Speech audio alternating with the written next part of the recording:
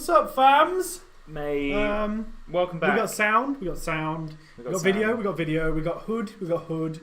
We got news. We got news. We got things for days. Jack, what have we got on the show Mate, today? okay, on the chat show today, we are going to be discussing Spider-Man PS4 in intense detail. We've both been playing it religiously over the last few days. Religiously. We're also going to discuss new releases like Shadow of the Tomb Raider, Destiny 2 Forsaken DLC, which has just come out. We've got some new GTA 5 DLC that's been announced. We've got some more info on Cyberpunk 2077. And we've got a few little sneak peeks, some little rumours that are happening around a new Crash Bandicoot related thing. Woo! We're also going to be discussing drdisrespect and how his house was shot at, as well as a little bit more on the Witcher Netflix show, which is uproar at the moment. Uproar. There's also the new season of Always Sunny in Philadelphia, which is probably our favourite show It's ever. going to be amazing. It's almost as good as the never-ending task of ours to create our own sitcom. Yeah, and finally, and what it says at the top of the thing, all of the new iPhones and stuff that have been unveiled today. So, literally an hour ago or so. So, let's go. Let's get right into it, mate. As we know, we've been playing a lot of Spider-Man. I've been live streaming it almost daily. Mate, how you been, fam, on it? Do you want to tell the people the story of how we got Spider-Man? No, because it's boring. We bought Spider-Man. We bought PS4s exclusively to play it, and Jack is going to give you his reaction. Spider-Man's the greatest game to ever come out on PS4. Spider-Man is the great. I would go one further. I would say it's the greatest game to ever to come out on any of the current generation consoles. Spider-Man's the greatest game to come out on any of the current generation consoles. And because of that, it gets our beer sip of approval. Oh, that's deep. That is deep. That's deep. There. Look, honestly, we've not finished it yet. We're both still playing through it. I'm slightly ahead of you there. What percentage are you on? I am on 88%. Oh! Yeah. Oh, mate, you're nearly there. I've been drumming it. Does that percentage include collectibles? That's got to be the story. That's just the story, isn't it? I've been... Because you're a higher level than me. I'm level 37. I've not been doing any of the side quests. I've been mashing on. I'm level 37, and I have been... 63% of the story is what I'm on. 63%. Yeah. So you're 15% ahead of me. The thing is, it must not contain any of the other stuff, like the collectibles, the side missions. There's so much stuff, right? Stuff. I keep waiting for it to come to a disappointing end where I'm like, oh, I've done it now, and now I'm just in the city. And I thought that happened. Yeah. When, because obviously the main bad guy you told in the story, I Mr. too Negative. was the same. I was like, it's done now, and then I was like, because I was waiting to it to happen. Yeah. And the cutscene and the boss battle end. Yeah. And then Spider-Man's sitting on the thing, and it's just now you can explore the city and just complete side quests. And I was waiting for it to come up, and it's like, now you've got side quests. Now you've got Mary Jane, May. Giving you little things to do just to keep you in the game for a bit until the DLC comes out in a couple of weeks. Yeah, and I was thinking that but it didn't. Other thing, because I don't want to spoil it for anyone, but I was thinking that the other main thing that kind of happened, I thought that was just going to be setting itself up for DLC, which doesn't really spoil it because from the start you're working with Doc Ock. Yeah, you're working with Otto Octavius. Yeah. And you're like, well, that guy is going to become Doc Ock at some point, but he's not at the moment, and it's kind of leading to it. And I thought he was going to be DLC, but he's actually involved more than that. Yes. Yeah. I'm just going to check. Let's see what the DLC that is coming out. I just want to know. There is also another big update coming out for it. There's not just the DLC. Yeah, that's true. Which is the new game update. New Game Plus. Yeah, new game. They've called it Plus. New Game Plus, which is going to be essentially like if you're playing, Diablo or whatever, you get all the difficulty levels that go up from that. Yeah. So New Game Plus is you start the game again from the beginning, but you have all of the things that you've already unlocked with your Spider-Man. Yeah. And all of the enemies are harder. So you get to play through the story again, you get to do all the other stuff, but you get more experience points and everything, so you can fully max out Spider-Man. Unlock all of the suits and stuff if you've not already done that. Keep earning all those points to get all of the suits unlocked. Yeah. All of the equipment and everything. The only thing that I would say about it, right, that I'm a little bit disappointed in, is the fact that Norton's asked to do a live update on my computer, and that makes me sick. No, I probably don't have that. You don't want that. No, what I'm disappointed in is the fact that I don't think there's a lot of variety. There's no reason to change your suit power that I've found. I'm still on the starting suit power. Yeah. To be fair, there's still suits that we both haven't unlocked that might be better. Absolutely, But I keep seeing cannot videos see of the game with the people playing with the like OG Spider-Man outfit. the Iron Spider. No, like original like 1960s Spider-Man. Oh, with the wings. No, like with like that. It's like just red normal, and blue. the first like, one you get. Normal Spider-Man. Yeah. Not the first one, but normal Spider-Man, like with just like blocky and like not upgraded in any way. Just legit OG 1960s Spider-Man that looks like old school, like from the first Spider-Man game. I keep seeing people doing that, and I know I want it. Yeah. But like the thing is what you can do as well when you get a new suit, you can you can change what power you essentially unlocking that power. It's because I unlocked the 2077 Spider-Man suit. Yeah, I wear that, but I have the original power with the. Mr. Space Cake, you said the small spider icon on the back. Yeah. Do you know what it means? He means. That's what he said, but I've missed half of that conversation.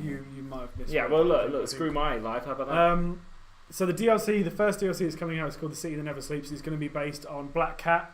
Yeah. I played through the Black Cat bit in the game. Black Cat? You don't see her in the game. You don't see her in the game. You follow her around. You unlock all these little bits, and you have to like take a picture of the little cat thing. And at the end, you get another spider suit, which is the dark suit. What's the power that comes with that one? You don't get one. I know. I was a little bit disappointed as well. I was like, oh, I wanted to get like a really stealthy one or something really cool. Or you could go. There's one that you can go stealth's invisible. Bad. I tried the invisible bit. There's a bit in the story where there's like this invisibility generator, and I'm like, oh man, that's amazing. No, I'm not. And you I've use been it a bit there with Mary Jane. Cheers for that. Yeah, well, it doesn't actually give anything away.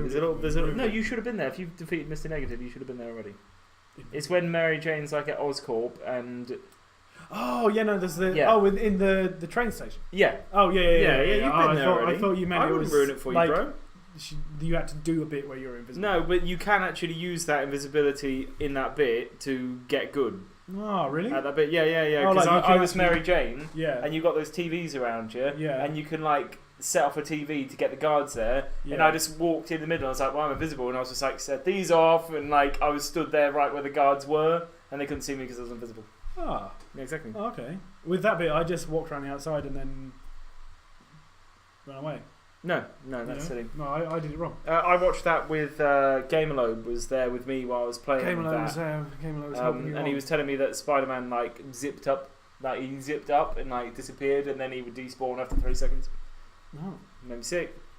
Oh, well, you don't want too many spider in the situation. Well, you don't. Look, Spider-Man's good, right? But let's talk about the comments, because there's a lot of comments are happening. Let's see who's in. Sophie Maria Lord, what's up? Mrs. Space Cake, what's up? Mrs. We've got like 10 people watching. This is the sorry best for ignoring Gamerlo earlier. Simon Kitt's here. Simon Kitt. Me Wonder Woman, what's up? Gamerlo, what do you think of Article 13 that was approved today, mate? What's Article 13? I'm Googling it now. Google Article 13. Google it. Google it! So from real, I see Aaron being super drunk by the end of this. He's only allowed one beer. I'm only allowed one beer. He's got a problem. Honestly, he's got a problem. Like, if anybody wants to be his sponsor for AA, like he needs one. You know what I'm saying? Look, right. What is Article 13? Mr. Space Cake says, "I heard that The Last of Us was a depressed Monty Python sketch." Ah! Don't let Carl hate. That's Carl. Carl's already kicking off. Like Carl's kicking off.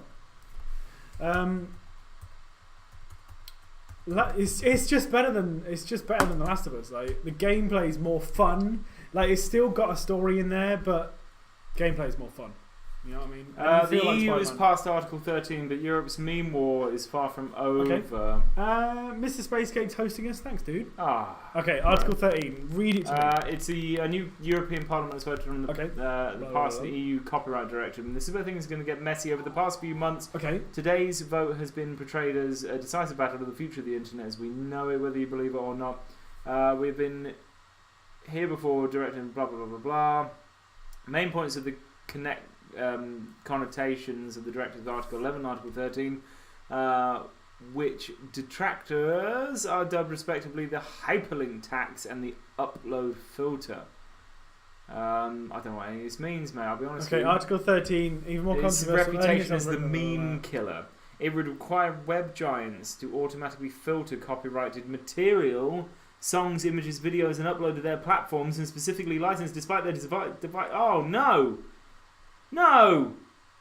So concerns include the filters blocking non-copyrighted material by accident, pretextual copyright claims by copyright trolls, and crowding out smaller websites that cannot afford expensive filter software to keep the platforms compliant. No. So essentially, So when our video Yeah. that we did, where we did the Titanic bit, Yeah. like that got called for copyright Because of the music. yeah. Yeah. But it would not be allowed to be shown on the internet because we copyrighted it, essentially. But but that's on YouTube, so they have all that in place. So on a website that doesn't have that copyright management system in place, Yeah. it would just go, no, you can't upload that. That's not yours. So it kind of won't affect us. I don't know whether Yeah, that's but like accurate. I think other than that, I mean things like what people are concerned about is memes and stuff. Like Yeah. they're just photographs. Like somebody owns that photograph somewhere. Yeah. But you wouldn't be able to upload it. You'd have to be a real dick though. Unless if your can- photograph went meme like, you know, like the guy who is like the most like the photogenic guy, like they're famous now. Yeah, but 'Cause they're you damp. wouldn't be able to upload that to a website unless you own Pay it. them, Unless you prove that you can own it. You actually own that image. Well, that's which would crazy. mean that nobody's ever going to upload images to the website unless they've made them. Yeah. In which case, it's just going to be the death of the meme. It's just going to be the death of anything on the internet. Mate, we need to get Anonymous on this. Anonymous need to get on this. We need to get on this. I mean, we're not I Anonymous. think what's going to happen is... Could you imagine if we were Anonymous? I think the internet at this point is too powerful and it will all just blow over. Yeah. I think it'll all just blow over. Yep. The only problem is Aaron has a lack of beer, which Octopus says, which is true. Oh. So that's Spider-Man. Spider-Man and Article 13. Spider-Man is amazing, okay? Finished. Done. Now I want to talk about Apple's new products that they've released Okay, mate. recently. Knowledge me, because I've been at work, Okay. I've not seen anything. So You've Apple been have avidly watching announced. press conferences, and I'm going to take off my jumper. You take off that jumper. Jack made that jumper himself. He tie-dyed it and everything. I did. Okay. Now Apple have announced some new stuff. They've announced a new Series 4 with a bigger display that goes more to the edge of the Apple Watch itself, with a built-in. You said they've announced a new Series 4. Series 4 of what? Series 4 of the Apple Watch. Oh, okay. With a built-in EKG, and this is the first time that's ever happened. And that EKG, they've always had heart sensors, What's EKG? which is Wait, that's an encephalogram, encephalokinatic-gram, wherever it is. It's the something like electronic It's version an of a electronic. heart, so it actually gauges your heart Yeah, rather than yeah. just like, because your pulse is taken by these smartwatches by a light that reflects the pulse in your body. The This one actually EKG measures electronically the impulses from your. yes. Okay, oh, that's great. That's crazy. Now I've got a video here which I'll just. This is on CNBC, so it's not our video, but it was there. it's on thing. CNBC. You're not allowed to watch it. Yeah, well, No, you're not allowed to upload it. Not allowed to upload I it. don't think it might not load, mate. It might not load for me. That's good. I don't want to see it. Yeah, essentially. It's an had Apple some Watch. It looks geezer- the same, but it's slayed. Oh no, it's there. Is that? I'm going. Here we go. I'm going live, mate. I'm going live. Right. Going live with it. Whoever this geezer is, not Tim Cook. More. He's here. Everything about it has No, it been looks exactly the redesigned same. and re-engineered. No, everything about it. Every detail Everything about has it been looks the same. thoughtfully considered. No, it's Looks not. the same. Don't lie to me. It's Same. just beautiful. Looks the same. I love this. Like Apple's marketing every time. Apple's marketing It all every starts single with a stunning new time display. We push the is screens right to the we've edges. reinvented Now it. the screen looks good. Perfectly It looks the matches same. shape of the No, but watch. the screen is bigger. And the screens are significantly larger. Significantly. Is In this the fact, difference? They're over 30% larger. Oh, is that the difference between the two sizes? Yes. 32% larger. They could just make the watch bigger. Like that Yeah. doesn't mean anything. All we care about now. Then the watch is bigger. The other watch is 40. Aren't No! they like 36? No, that's nothing! They've said, oh, we've made a new screen actually. That's like, if it was still. Because they're 38 Yeah. and 40. Yeah. 2. Yeah. So they I say, thought yeah, we they made it. were. They just made it They bigger. made it bigger. There's no leap forward in screen what I was about to say. technology. Like, all we care about is screen to bezel ratio, right? Yeah. That's why I've got the Note 8 with like the most amount of screen on a phone I could get. Nah, come on. Right? No, it's more. It's Yeah, more well, than look. that. I'll make mine bigger and then I'll say it's 30%. Yeah, and then you'll bigger. say you've got a bigger screen just by No, making that's it bigger. kind It of doesn't bullshit, work. Like, actually. I've got a bigger screen than the Note 8 because the S8 because I've got a bigger phone. I actually have a Generation 1 Apple Watch which I never wear anymore because the smartwatches... It did explode. Exploded. It did. The screen popped off Yeah, because I never because the wore it. battery expanded and Apple are crap, so it exploded. Like, And they want to charge me 200 quid to fix it. But like this, that screen would work on my watch fine. It's like it's bigger. It's 44 millimeters. Now you work out a percentage what 44 millimeters is compared to 42 in terms it's of not percentage 30%. Like, increase. to be fair, It is not 30%. no, they have made the screens bigger in relation to the watch. I get what they're saying. Yeah. But to say that the screen's bigger and not mention that the watch is bigger, No, but the thing is, like, because they're obviously comparing the size of Yeah. the screen from a 42mm watch to a 44mm Yeah. watch, and then also factoring in the increase in percentage of Yeah. bezel to screen ratio. So it's lies. that's a skewed figure, Yeah. in my opinion. They should compare the smaller watch to the bigger watch from Yeah. before Yeah. and show that as the size difference rather than In from the Series small one to the 3. small one. And to take advantage of the new displays, every part of the UI has been redesigned. Why does he sound so nervous? You'll see more in He is really maps, nervous. That's not more. photo, It doesn't. Look at the bezel. calendar. That's a lot of bezel. We've created There's more bezel new in the iPhone 10. complications. They look beautiful. This is the thing with Apple. They go, oh, look at our new thing. Buy it, right? Buy it now. Okay? Yeah. And then most of the things that they advertise are software, Yeah. which will come in 6 months for the old devices anyway. My favourite thing about all Apple advertising is when you watch the ad and it's like, look, it's so easy. Like when they introduce Siri, for instance. Yeah. They say, look, it's so easy. All you have to do is go, "Boo, Siri, set me an alarm for 6:45. And she goes, okay. And then at the top it says, app sequences may be shortened because it's not actually that easy to Yeah. do anything. It's not. So this is... Wait, hang on, mate. Go on. Before we get into the phones, Okay. comments have exploded. Everybody here hates Apple. Me, one woman hates Apple. JH loves Apple. Mr. Space Cakes is raiding Android raid, mate. Android raid. Android Raid. Android raid. Me, one woman loves Samsung. Sophie Marie Lord. I had an iPhone for 12 months and paid to get rid of it. It was awful. Yeah, look. Apple, right? I understand why people like them. Okay, I understand about the ethos behind the phone itself. I understand how people would choose form and design over function because I'll admit it, right? The iPhone 10 looks good. Like it's a good looking phone, but That's what I've got. I would not choose an iPhone 10 over a phone that I can get that's got more power, more capability, more customizability, more freedom, and a better screen, better quality device for less money. Well, this is the thing. This is the thing. I've had an iPhone since the 3. This is the other thing. I'm in. With the iPhone. You But can't this get is the out. first You can't time get out. because I had an iPhone 7 Plus, Yeah. and I was like, right, I need to get the 8 because it's come out. My contract's due, and they went, yeah, the iPhone 8's the same. And I was literally, I went in it. I blame the phone shop because I went in the phone shop. Yeah. Right. Well, you had this whole thing with the iPhone 10, like that. Fuck! It went on, mate. We're It not went gonna. on. We won't go through it. No, but no. Aaron's essentially got the essentially- cheapest iPhone 10 in the country Mate, I've got my iPhone 10. The only reason I've got because it is because EE they fucked up. they fucked up. I've got an iPhone 10 that you cannot get an iPhone 7 for the same price. Like I'm paying like nothing, and I paid nothing for it, and they let me keep my phone, which I sold, and they gave me no. I've got an iPhone 10 with no deposit, mate. Yeah. Like and like the. I paid Look, down payment on this. Like, I got gooded. I got redeemed. But that's the only reason I have an iPhone 10. otherwise, you would not have an iPhone Otherwise, I would probably not have an iPhone now. because it's not worth it to buy the No. iPhone 8. When the iPhone 8 came out, it was the same as the 7. No. They say, Yeah. oh yeah, it's got a new processor. It's got the new A5 chip or whatever that's in it. Fair enough. Yeah.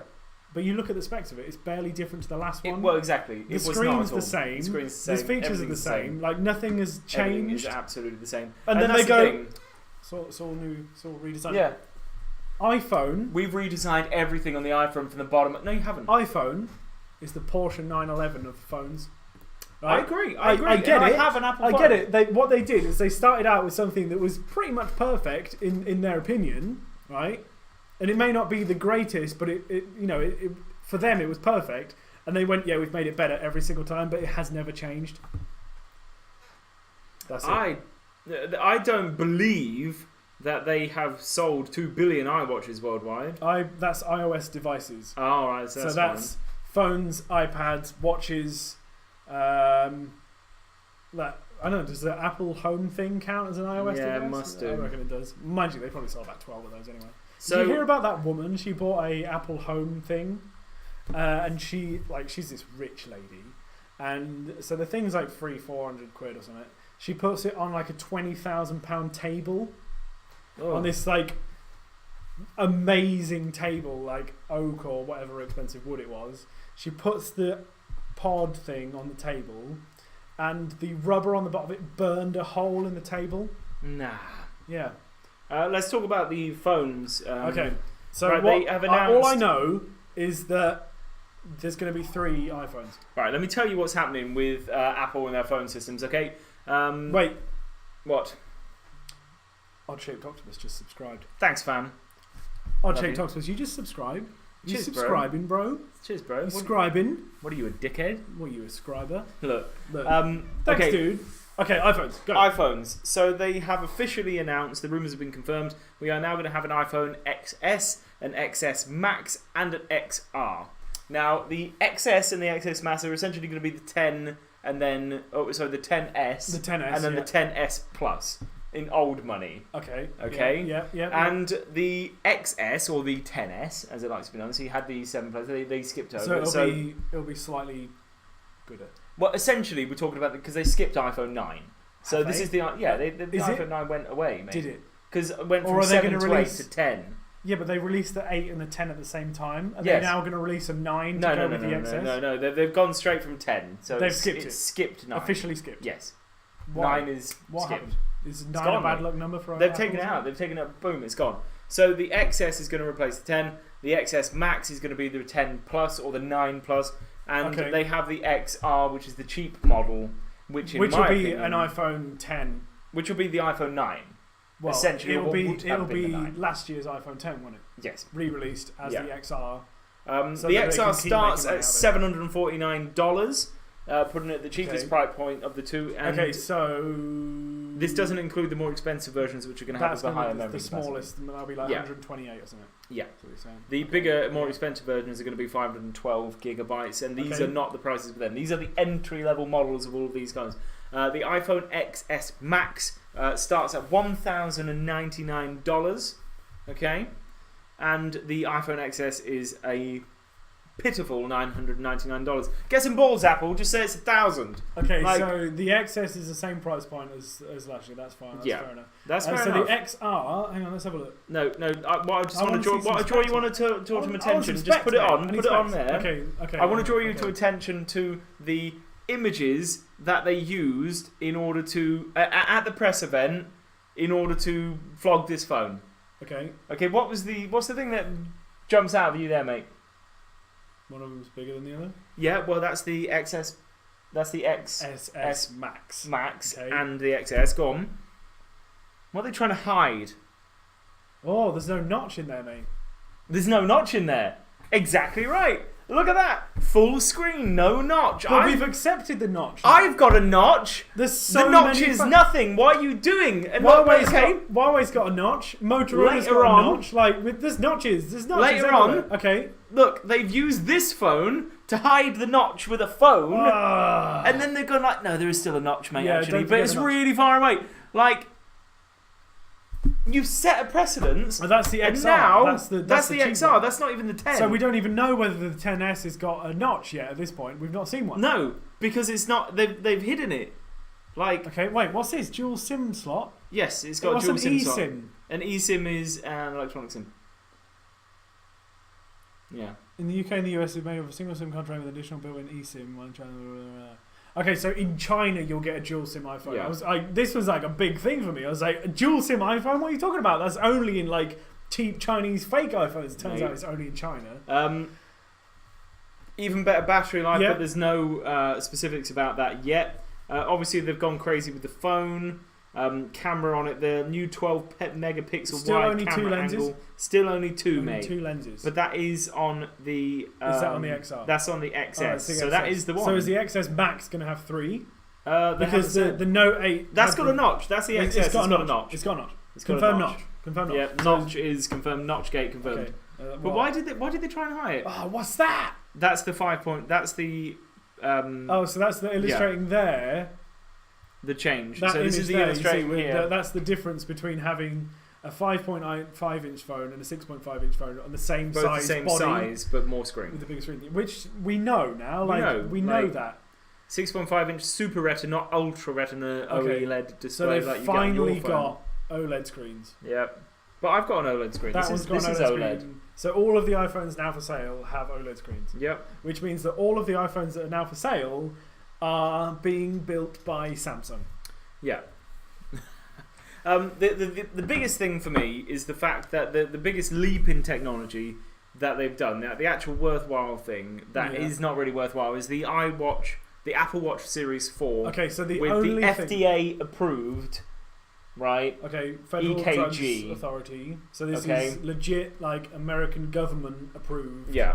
So the Electrocardiogram. electrocardiogram is now an electronic heart sensor that will actually warn you ahead of time if you have an underlying heart issue that you need to go get checked out Can by you a imagine doctor. if you go to the Apple Store on release day for the Apple Watch 4 Yeah. and you put it on And it's and like it instantly just goes beep, beep, beep, beep, beep, beep, danger Well, of the heart thing attack, is- danger of heart attack. And you just the thing like, is, oh. everyone's and then gonna you just have like, that. ooh, and then you get another Big Mac and everyone's going to have that, mate, because everyone's going to go, oh, new Apple Watch 4. Yeah, great. And it's just like, some guy's going to go how up to much him did I spend?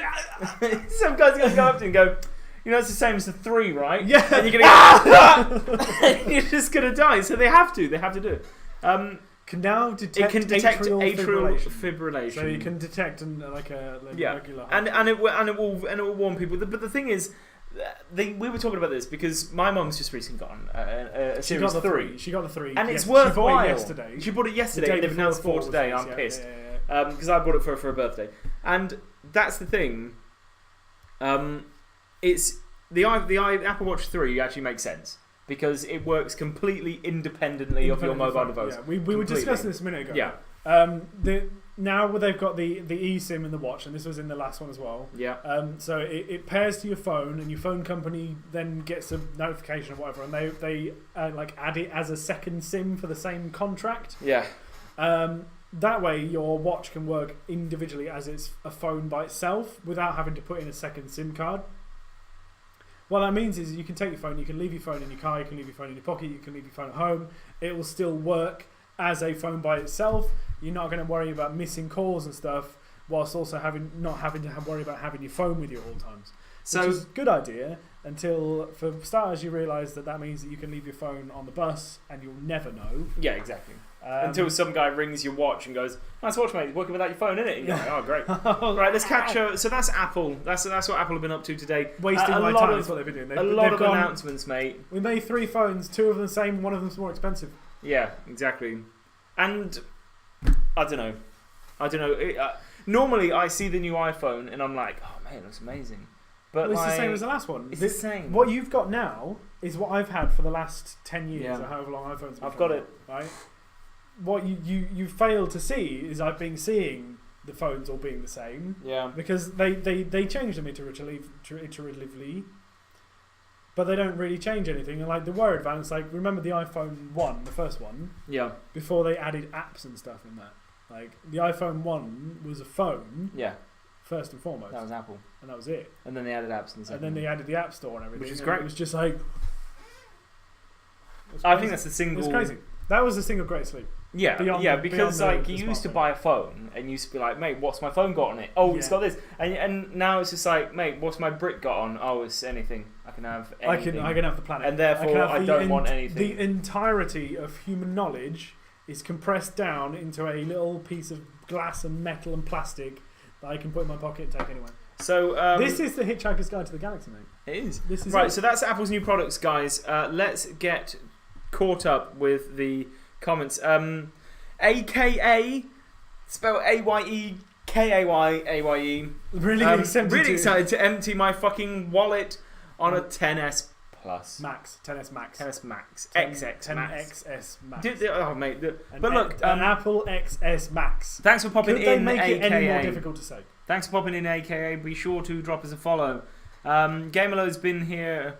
I'm reading back through the comments. I can't remember. There's been a lot, mate. There's been a lot. Yeah. We've had me, Wonder Woman, hosting. We've had Carl H saying that he says hi. Gamerlo, Carl, we're not all billionaires who can afford a MacBook Pro, an iPad Pro, an iPhone, and an Apple TV. It's true, but why would you want it? Sophie Marie Lord with the... I've come to expect a lot of Sophie Marie Lord over the few weeks that they've both been watching. What? A load of gash. Yeah. Is what she said, because it's capitalised what. Yeah. Gamerlo says Apple... I don't remember what... I don't get the fuss over my screen is the biggest. I remember a time when the smallest phone was the coolest. I get it, Carl, but it's gone beyond it now because we've got to the point where your phone screen is too big for it to be manageable. Yeah. Right? Because like I love my phone. Yep. This is the phone I want. This is the usability that I want. I want my 6 gigabytes of RAM. You keep using that pen, don't you, all the time? And I use that pen never. Every second of the day. But remember when you first got that and you were like, mate, look at these look at these doodles things that I've done. Yeah. Can we have a look at some of the doodles you've got? There's the pen. Look, well, I don't never been used. But I'm sure that it has. Some people use it. That's the thing. But I wanted the bigger screen. And I remember I kept camera. getting your phone off you to just do doodles. Well, there you go. You don't do it anymore, do you? Well, no, because it's so Zed posted us with 4 viewers, mate. But the screens, the phone itself, like the screen's a great size. This is what I'd want in a screen size. But the phone is just too big. I think which goes back really to the foldable thing that we talked about last time. Well, foldable phones are a myth. But the true measure of a phone that's going to be from now and from now on for a while until the next thing comes along, which is probably going to be like how much information can you get pumped into your brain directly without having to use your eyes, is screen to body ratio. So like all these companies are currently working on phones that have the biggest screen but the smallest phone. Hence why we've got all these foldable phones that are sort of coming out. But screen to body ratio, like the holy grail at this point is the 100% screen to body ratio. That left side. That's all I have. Right. You know? Leaving the phone world behind. There's still comments. Why do people I don't get the whole Android is customizable thing. It feels a bit 90s to me. Customization results in people taking quality products and making them cheesy. No, that's fair enough, Carl. I agree with you. Good. But it does also mean that you can be like me and you can take a quality product. No, it was a case. I take it off the stream so that people can't see my card details.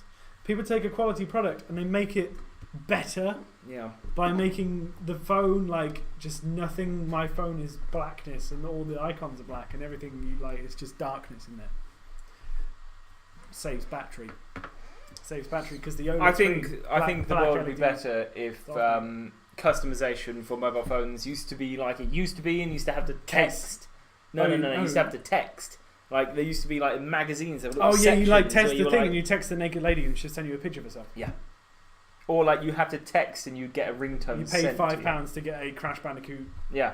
Logo. Yeah. Other nerd news, the 3 highlighted stories which we like to do first so it works better when we upload it to YouTube. Dr. Disrespect, the good mate of ours. Is he? Look, he knows us. Does he know us? Does he know us? Looks like a dickhead, mate. But Dr. Disrespect stops a live stream claiming that someone shot at his house. Now, this video is courtesy of... Inside Edition, published on the 11th of September 2018. So we are showing it as a parody, and we know you do not claim to have rights to this video at all. What are you trying to do, mate? Mate, I'm just covering my. You're trying to cover my dick, copyright. No, because of Article 13. Article 13, mate. It's going to come for me. It's coming for you. Well, look, if the 1 minute 27. Okay, he closes down the live stream, claiming that someone's shooting at his house. This isn't the video. What he says were real gunshots. Real gunshots. Okay. Guy Beam is known as Dr. Disrespect We know on this. Twitch. We He know was this. playing Call of Duty Black Call Ops of 4 Duty Black when he Ops got 4. up from his chair to check on a sound Who is saying this at this point? Like, what's her voice? Startling news. Oh my god. He's got In hair. the broadcast right now, someone shot at our house, broke an upstairs window.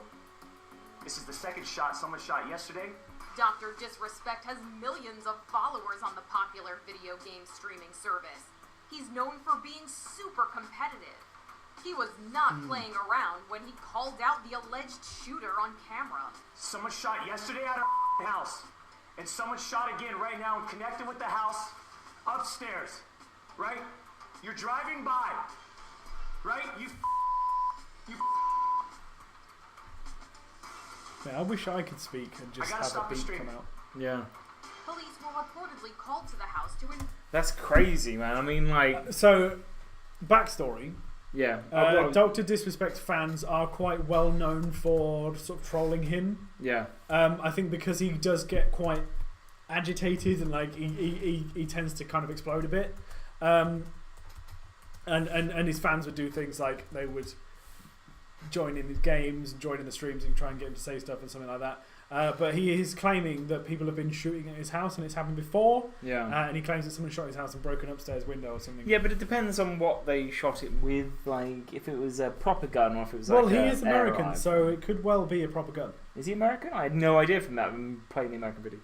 But like, yeah, it could still be that. But there's been no news. Obviously, the police have been called and they're dealing with it at the moment. But like, it really adds another thing to it. Obviously, there is a certain amount of information that you can control being flowed into the public domain, and some of it can't. Like, if you got famous and you pissed somebody off, and people are crazy, like, you could open yourself up to quite a lot of aggravation and potentially death threats. But this is a question for you that I want your opinion on, young Jack Cousteau. I'm ready. Is that a fair trade-off for the success that he's had? Is that to be expected as part of the deal? Can you be that successful and that well known and then also be angry when some people do that? Or do you have to accept that as part of, well, you know what, I chose this very public domain position, so I have to accept that kind of stuff? Because he would have known that kind of stuff is... Like, I know that that's a risk going in. Do you think that doing what he does and doing what we do you think that you're at risk of being shot? Like, do you think that's something you ever consider? No, not like, necessarily just being shot. It's fair enough that you put yourself in the public eye, and the more that you do it and the more successful you are, the more people that are aware of you. Yeah. And he's got millions of followers. He's got, you know, millions of people know who he is, and his live streams are very, very popular and so on and so forth. But I don't think at any point should somebody who's doing that, which is sitting at home in his house, right, playing video games. That's what he's doing. He may be entertaining hundreds of thousands of people at the same time and making buckets of money off it as well. But I don't think it's right that somebody would think to themselves, oh, because he's famous, I've then got the right to shoot at him. No, that's not what I'm saying. I'm not saying that that's right, because it's obviously not. And what I'm saying is that you should anticipate madnesses like that happening. I'm not saying specifically shooting, but I definitely am aware of the fact that if we get really big and we, you know, because I'm quite a gobby geezer, if I say something and then someone punches me in the face, but you know what? You cannot be in the public light without expecting someone to have any flashback, because we are just people talking, regardless of what medium we do it on, or regardless of how many people we're talking to. If you say something that upsets one person, you say something that will have an impact on 1 million, there's more chance that 1 million people are going to get upset, one of which is going to be crazy. It is just a probability game at this point. Like, if 1% of the people that you affect or interact with is going to do something like that, and then, you know, you've only got 100 followers, only one of those people possibly could do that. If you've got 2 million, right, that's potentially thousands of people. Yeah, right? exactly. Well, what I'm saying is that for 2 million followers on Twitch, would you accept someone shooting at your house? No. I don't want to be Really? shot. I would not trade. In the office, I would not trade someone that. could take a few bullets in these windows, mate. We'd be sat here and be like, oh shit, someone's shooting the house again. I don't think you fully comprehend. I don't think you fully comprehended. I would take for somebody 2.5 million to drive past your home. Nah. It's like if it was like a. What if it was like Jay Leno doing it, and he was like. What if Jay Leno shot at my house? Yeah. Well, like, but he was like part of the deal. Like really, Disney really came specific. to you. Disney came to you, me, okay. and they had a contract. And they're like, right, Jack, we really like the stuff you do with PGF. We want to make you famous. Like Aaron is shit. We're gonna drop him off. You know, my every now and then payment is that somebody might shoot at me. Every now and then, or is my family. you know it's gonna happen. Someone's gonna shoot at your house. Like every now and then. You'll be streaming and like someone will take a shot at your house. No, that's just no. You wouldn't do it because you'd be a millionaire. It's not me. It's not only me that's at risk of that. Like it's anybody who's in the house. Like what if right? No, but you could manage it because you could say like, look. Well, yeah, you'd have to buy bulletproof freaking windows. No, you could have normal windows. But it's not that. It's not a thing you agree to, right? Yeah, but I'm doing a thought experiment. Yeah, Albert Einstein it's unrelated. did this, mate. It's Look, unrelated. I'm a genius. It's an unrelated argument, is what you're doing. No, you're I'm not. trying to trivialise it by saying, "What if Jay Leno was the one that was shooting at you?" Right? Yeah. It's not. What's I'd happened is accept a random human being it's true. is shooting at another person, regardless of what Dr. Disrespect does, is, or stands for. Right? Nobody on the planet has the right to fire a gun, unless which you is sign a a contract weapon, with and might kill them unless you sign a contract at their home. Yeah, but the Okay? thing is, and did it even actually because happen? he's famous, right, it doesn't mean that they get the right to, and it doesn't mean that he should have to consider the fact that it would ever happen, because that's just, it doesn't make any difference. Whether he's thought about it or not doesn't mean that he shouldn't get angry. If somebody shoots at him, I'd be fucking pissed. No, but what I'm saying Right? is, did it actually happen? But did it actually happen is the question. Because Dr. Disrespect has done this stuff in the past. Hasn't he? it He's done might things. not have actually happened. Like, you could make a gun sound in the background, and like PewDiePie when he said he was going to delete his fucking YouTube channel, and he just did it for the like people do these stunts. You get to such a point where like the only way you can get extra traction is such a big leap. Guaranteed, more people are talking about him now. We're talking about him. Yeah, it's a publicity stunt. It's not real, and it's one of the things that transcends our media. Yeah. In terms of YouTube and Twitch and stuff like that, it's something that transcends that and then goes into the mainstream media because it is a significant event. A person has been shot at. Doesn't matter who they are. Doesn't matter who's shooting them. Doesn't matter where they are. If somebody's getting shot in their home, it is it's news. Old Shaped Octopus said that the police did confirm they attended an incident at his residence, but Again, that could have been him his lying wife with a gun. He could have been lying. I reckon he's lying, mate. I don't reckon it happened. I want to see the bullet, mate. Yeah. Well, and why? Yeah. What I want to know is why does he look like Freddie Mercury when he's not got his bloody hair on? Looks like Freddie Mercury, mate. I don't know. But yeah, reportedly shot during a stream, and I don't think it happened. I don't think it. And also, if Disney came at me with a contract and someone was just going to pop a couple of bullets my way occasionally, I'd take it. Like, you can get shot. Sophie Marie Lord, I agree. Aaron, you're mental. You're mental, mate. You're mental. No, I'm being shocking, mate. I'm being shocking for the sake of being shocking. You're mental. But just like Dr. Disrespect. You have to think. You have to think. Like, if this genuinely happened, how it's going to affect him as a person. Well, mate, he's gonna go mental. But like, that's the thing. But like, I imagine Dr. I don't know what his life is. I don't know what Dr. Disrespect's life is. Has he got a wife and kids? Like, Dr. Disrespect's life is playing a game on live streams and then going to bed with Piles and Bunny. Yeah, but does he have a wife and kid with him as well? Because like, you think if his like his wife was standing at the window with the kid in arm, you know, and then some mook drives past and just. Dr. Disrespect, hound, blah, blah, blah, blah, and just shoots a freaking gun through the window. But maybe, how do you process that as a human being? Maybe he had it coming. Maybe he's a channel for like drug dealings, and like everyone's like Dr. Disrespect is maybe he peddles crystal meth out of a Twitch channel. Maybe he does that. I don't know. But Mr. Space Cake, I agree with you. Like, he honestly, that's gonna mess with him if it is genuine, which it might not be. It might not be. Dr. Disrespect gets shot at, but let us know if you would trade getting shot at occasionally for 2 million followers. Let us know. Kira comes in at the perfect time. Kira, let us know if you would trade being shot at for 2 million followers. No, your house being shot at. Yeah, like, but your house is you. Like, scheduled when it was going to happen. You'd be like, okay. A man's home is his castle, you know. No, well, you get a bigger castle, Dr. Disrespect. You can't put shutters up to that.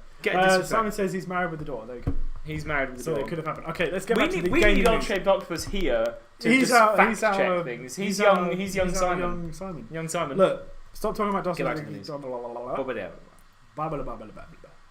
Gaming news. Okay, so I may require you to provide some source material. Alright, so new DLC for Destiny 2 is out, Forsaken. Yeah, apparently it's crap. Apparently it's good. Yeah, we're like chalk and cheese. I heard it's good. I heard it's just nothing. I heard that it's the best DLC to come out for Destiny since the Vault of Glass, which was the first DLC for Destiny. Yeah, no, the first one was the Wolves one, wasn't it? Something to do with Wolves. I can't remember. Destiny 1. No. Mrs. Space King, I'd not like to have that or have 2 million followers. Well, fair enough. So, in case you didn't realise what the Destiny 2 Forsaken looked like, I didn't need you to get the trailer for this, mate. Fuck. I'm not going to lie to you. I've done it. Like, it's done. Okay. Well, this one, that was over. Like, we don't know anything about it. All I heard is good, and there is some way of getting some rewards related. Mate, you're not really grasping the news element. It's like we don't know anything about it. We don't know anything about it. We'll ignore it. Try it out. Ignore it. Try it out. Ignore it. Sack it off. No, hang on. Sack it off, I do have mate. some genuine information relating to this. Mr. Space Cake said, sorry, no, he would not have that done for 2 million followers. And Odd-Shaped Octopus said, nope, getting shot at, not fun. But Odd-Shaped Octopus actually knows what getting shot at is all like. So make sure you let us know, would you get shot out for 2 million followers? If you're watching this on YouTube after it's gone out, let us know in the comment section down below. Are we crazy? I'm not saying that I would do it. You did. You said 3 million explicitly. You said if somebody offered me 2 million quid, I would take pot shots in order to get it. Essentially, that's what you said. Yeah, but I'm assuming that in the contract it says they can do no bodily harm. Like, I'm assuming just occasionally. Imagine we're sat here, we're like, shit, it's nearly 40 minutes past 8. No, it's only 10 to 9. It's nearly 10 to 9. That window is going to get shot at 10 to 9. Okay. You knew it was going to happen. You had a schedule. Would you not take that? No. Stupid, mate. No. Stupid. Okay, so Destiny 2 Forsaken players have been reporting that cat statues that have been hidden around the Dreaming City cat statues. Meow. Meow. Are rewarding players with new gear. House of Wolves was the DLC. House of Wolves with the DLC. But Vault of Glass was the first one. That's what I said. That's J05. JH's got the knowledge. Okay, so we're not 100% sure how many of these statues are, whether they're randomised or if they're set. But if you find these statues and you pick it up, you can get a little gift. You just pulled that off your laptop, didn't you? Yeah, it came off. Oh, I'm an Aspire V5 573p now. Yeah, well done. Yeah. If you find them all, you get a free gift. So if you find little statues, Kira Gaming's hosting. Thanks very much, Kira. We love you. You might get a little gift from Destiny. That's a little bit of a tip for you there for the sake and deal. Stop it! Okay, moving onwards. Mate, Bloodborne. Yes. You played it? Now on PC. You got a PS4 game, didn't you, mate? Yeah, I got a PS4. You got a PS4. You can play Bloodborne. I don't want to. Bloodborne apparently one of the best PS4 games, PS4 exclusives. Yeah, I got Spiderman. Because it's a Dark Souls-y type game, but the gameplay is a little bit different. But now it's sort of on PC. You mean you can port it to PC? No. What? It's kind of on PC. Yeah, how do you mean kind of? It's kind of a bit on PC. How do you mean? Like a bit. It's like in some fashion. It's on PC now. You can play on PC. You can play Bloodborne on PC now. You can play Bloodborne on PC. I've never heard a bit of news I didn't care any less about actually. Well, this is a big deal for some people. Okay. Well, some people are Bloodborne's idiots. a really popular game. Well, some and people it's on are idiots. PC. It's a PS4 exclusive, and you play it on PC. What's going on? I'll tell you how. Mate, do you know a thing called PS Plus Now? Yes. PS Now. That's the thing which is like PlayStation streaming, essentially. So there's like banks of PS4s, and you just kind of log on and then play PS4. Yeah. So it's the PS4 version of Netflix. Did you say PS4? PS4 version of Netflix. So you're saying I could have been playing PlayStation games all this time and I haven't? PlayStation Now. Do you have to have a PS Plus account in order to do it? Probably. Hold my hand. Hold my hand. No. Hold my hand. No. The PlayStation Now. Okay, so you pay I think £10 a month. Yeah. And you get access to the whole library of games that are on PlayStation Now. There's tons of them. And there's a lot of PS2 games, PS3 games as well. It's not limited to just PS4 games. I'm gonna look. But Bloodborne has now been announced to be on PlayStation Now. Okay? What that means is you can play it on your PC by having PlayStation Now installed on your computer. So you can use any PlayStation Now game on your PC, and Bloodborne's on PC. But you have to use a PlayStation 4 controller. Well, that's fair. No, you have to have that. They are £50. Well, so you have to have a PlayStation 4, essentially. Yeah, you have to have a PlayStation 4. PS Now on PC. Oh, that's cool. On PC. There you go. How bloody cool. So you can play over 500 games. May. So, yeah, that's pretty good. And because it's not actually running on the computer... Oh, you get a little nugget. Because it's running from the streams, the servers, it's actually streaming over your internet connection. As long as you've got a decent internet connection and a decent computer and a PS4 controller, a DualShock 4. Mate, you say decent computer, but the minimum specs are Core i3 2 GHz processor. That does say 3.5 gigahertz. It actually says 3. Oh, that's minute. I was looking at recommended. Oh yeah, no, I say decent PC. I mean like a PC that turns on. Yeah, I mean, because it doesn't actually need 2 gigs of RAM. That's all you need. It's nothing. Like it's an old laptop. Convert it to a PS4 machine. Fuck. It's cool. It's a cool idea. Cool. So that's the cheapest way to play a PlayStation 4 game. But you don't get all of the PlayStation. No, you only get the ones that are on there. But only get the ones that are on there. Yeah, but Bloodborne is now on there. So if you want to play that, and you don't want to buy a PS4, buy a PS4 controller, plug it into your computer, and you're good to go. Well, PGF top tip there. PGF top for anybody wanted to know what that is. Mate, can you look me up a trailer for a game? Yes. Can you do that for me? Mr. Spacecake wants to know, just to get the comments quickly, Kiara Gaming. She's going to kill me one day. Kiara Gaming. You hosted the stream. Thanks. Kiara Gaming. Kiara Gaming. Kiara Gaming. She hosted us with 2 beers, which was amazing. It was amazing, amazing, amazing. We really appreciate it. And we miss you deeply.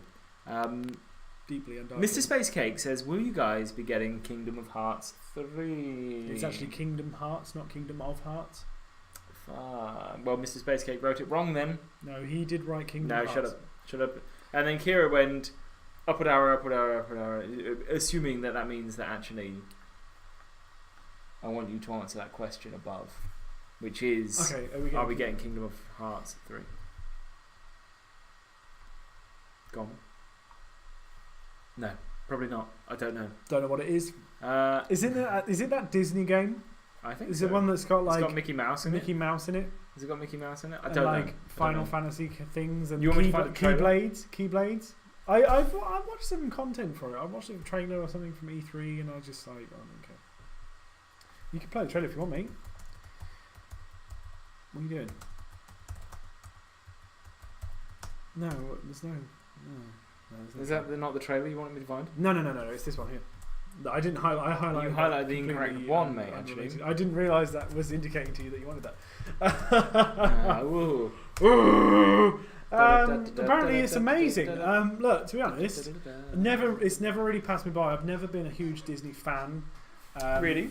No. So like, it's just don't say anything about Star Wars. I was going to. We're getting another Star Wars rant. What? No. But apparently people are saying it's good. Like, I don't even know what it is. No. Is it like Smash Bros? Because like that's what in my head it is. Because that's like all the characters from Nintendo and like Kingdom Hearts is all the characters from Disney. Generation 0, mate, is the thing that you've indicated. It is. Generation 0. Brother. Apparently the gameplay for Kingdom Hearts 3 is good. It's good. And the other ones as well. So maybe we'll look at it. Sounds like a true PGF review. It's good. What? So yeah, go on. Kira says you love Disney. Do you love Disney? I love Disney.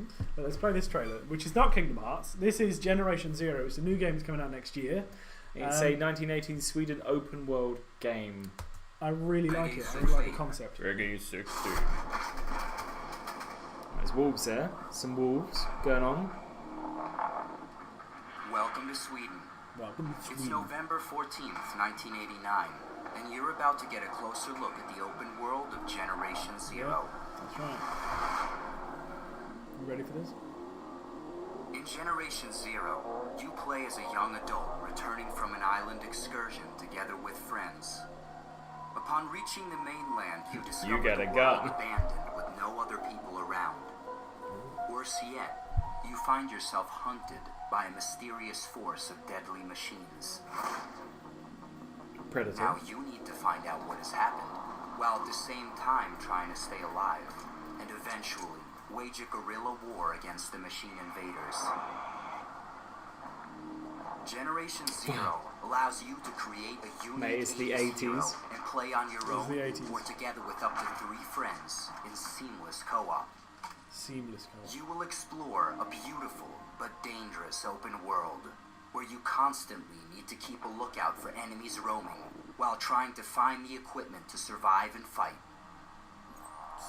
The machines come in many types, sizes, and variations, constantly challenging you in new ways using different weapons and sensory equipment. Wear them down in nice distinct hiding. systems by pinpointing and taking out armor parts and components.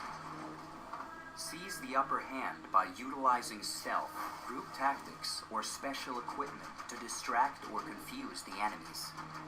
Use these in combination with objects in your surroundings to create traps and ambushes, and turn a difficult fight into a winnable one. Should things go south, fleeing is a valid tactic. Since the machines are persistently simulated in the world, they will continue roaming if not killed. Whether you locate them minutes, hours, or days later, they will still bear the scars of your last encounter, waiting to finish the job. As you play Generation Zero, you will scour the open world for different weapons and upgrade your favorites with attachments like scopes and silencers. Take down powerful machines without damaging their parts, then scavenge those same components and use them to augment your weapons with high-tech enhancements.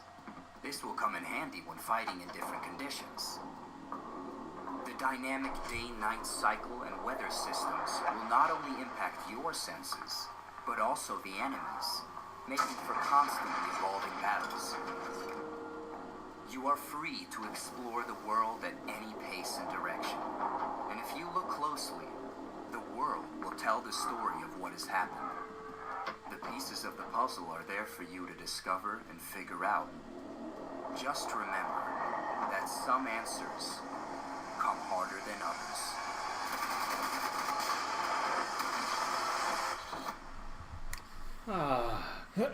So there you go. So Generation Zero, that's the trailer. That looks really cool. Set in 1989 Sweden. So again, much like Strange Brigade, a different time period and location that we've not really seen in games before. Yeah, 1980. Which is cool. But what I really like is that the game is completely open. Yeah. So you can go in and do anything. And there's no like direction. There's no story.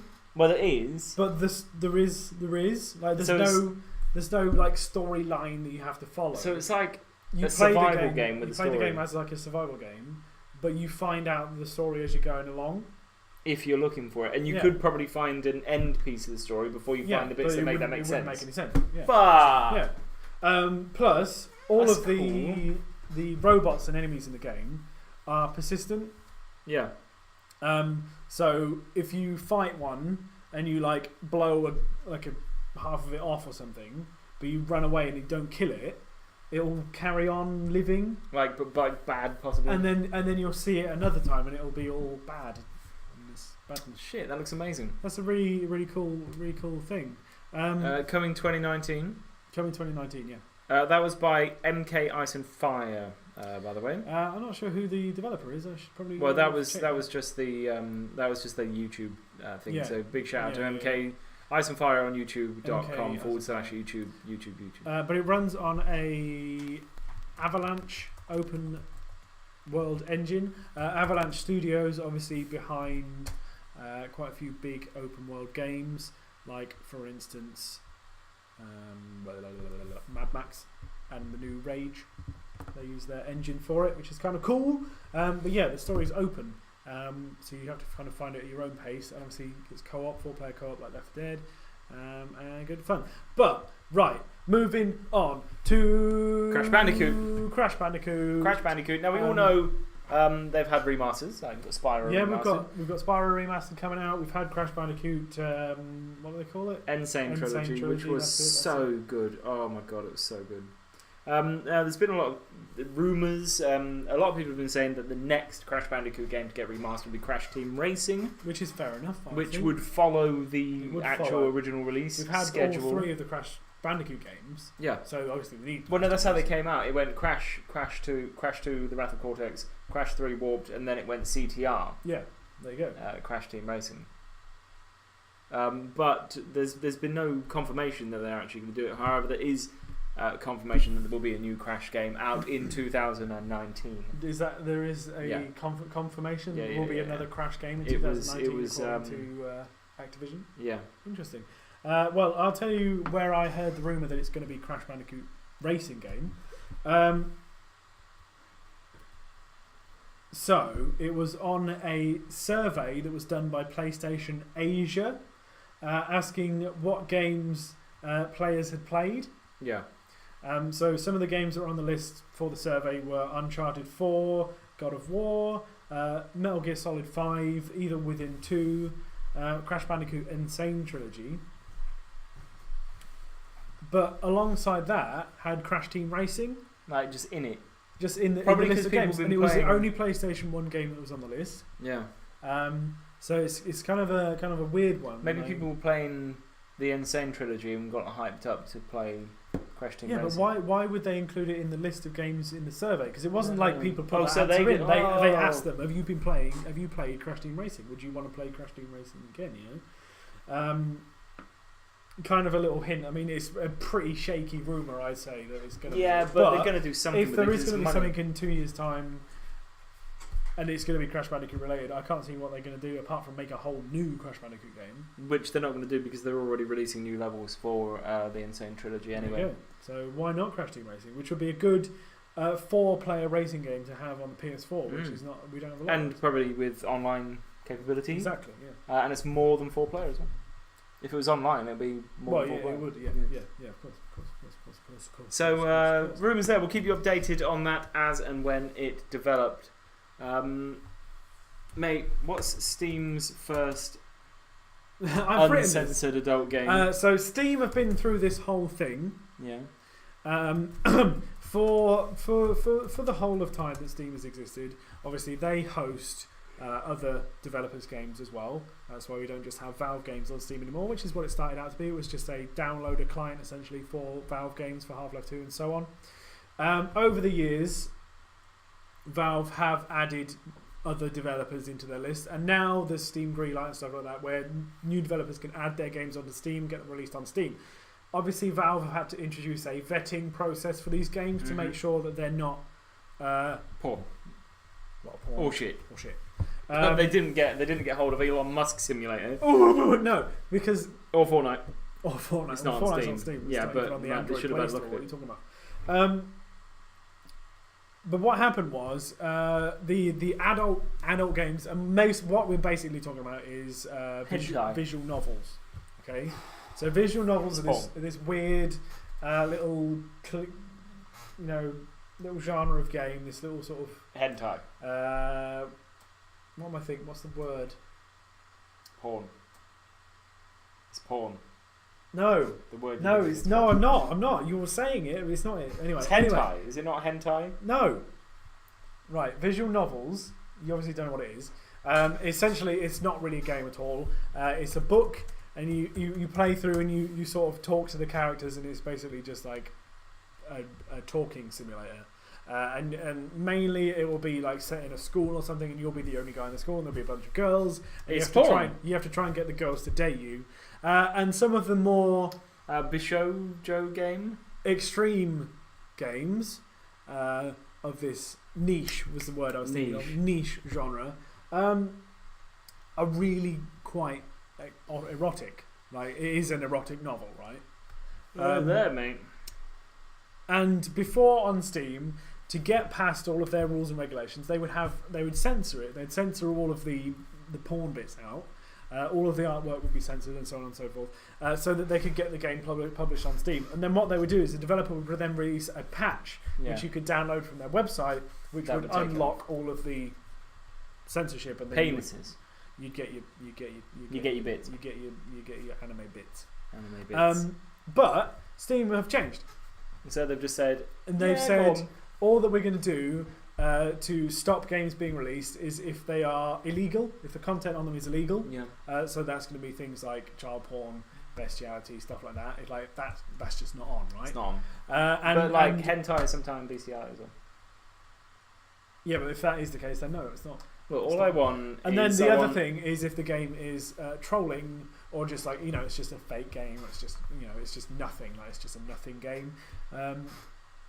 Because a lot of games have been released onto Steam that are just like a game designed to generate trading cards. Yeah. Because you can make money from trading cards. You can. So Steam generates more. These people have been making these games to generate trading cards, so they can get more trading cards and make money. Blah, blah, blah, blah. But so they'll still stop all that. But now, mate, I am talking, and you've got nothing to add. Now Steam have changed it so that any game can be released, and finally they have released their first 100% uncensored adult game on Steam. That's got. We're gonna stream. Yeah. Look, is the adult game? Because whenever you say hentai, I immediately think of just like that like shitty like porn that's kind of like either Family Guy or The Simpsons. Yeah. No. You pop up on adverts everywhere. It's just like Lois Lane getting screwed by a really buff Flanders. Yeah. So the game is some of them are really well drawn. Called Negligee Love Stories. Ooh. Yeah. Negligee Love Stories. I shouldn't be googling this. Oh mate, there it is. There's a picture. So you can go to the Steam page. You can go on the Steam page and it'll tell you what the game is because it's on there now. Well, look, if you want to play this fantastic game, that's it. Look, that's it. You can play that. You can play this game if you want. Yeah. What? Is she smuggling bowling balls? What's happening? What's happening there? Like it's just not accurate. It's not accurate. Just get the thumbnail, mate. Just get the thumbnail. Yeah, that's just no. Just get the thumb. So people watching. Just leave that, and people will join on Twitch. We'll just be in the corner. Yeah, we'll stream that because like gamer girls and stuff, they get views because they got boobs and shit. Yeah. We don't have to have the boobs ourselves. We could just show them. Have that. Well, we could just play that game and then people would watch. Yeah, and it's legit. It's on Steam. It's on Steam. So how would that work on Twitch though? Because Twitch aren't showing things like that. Twitch is not big on that sort of stuff, but I don't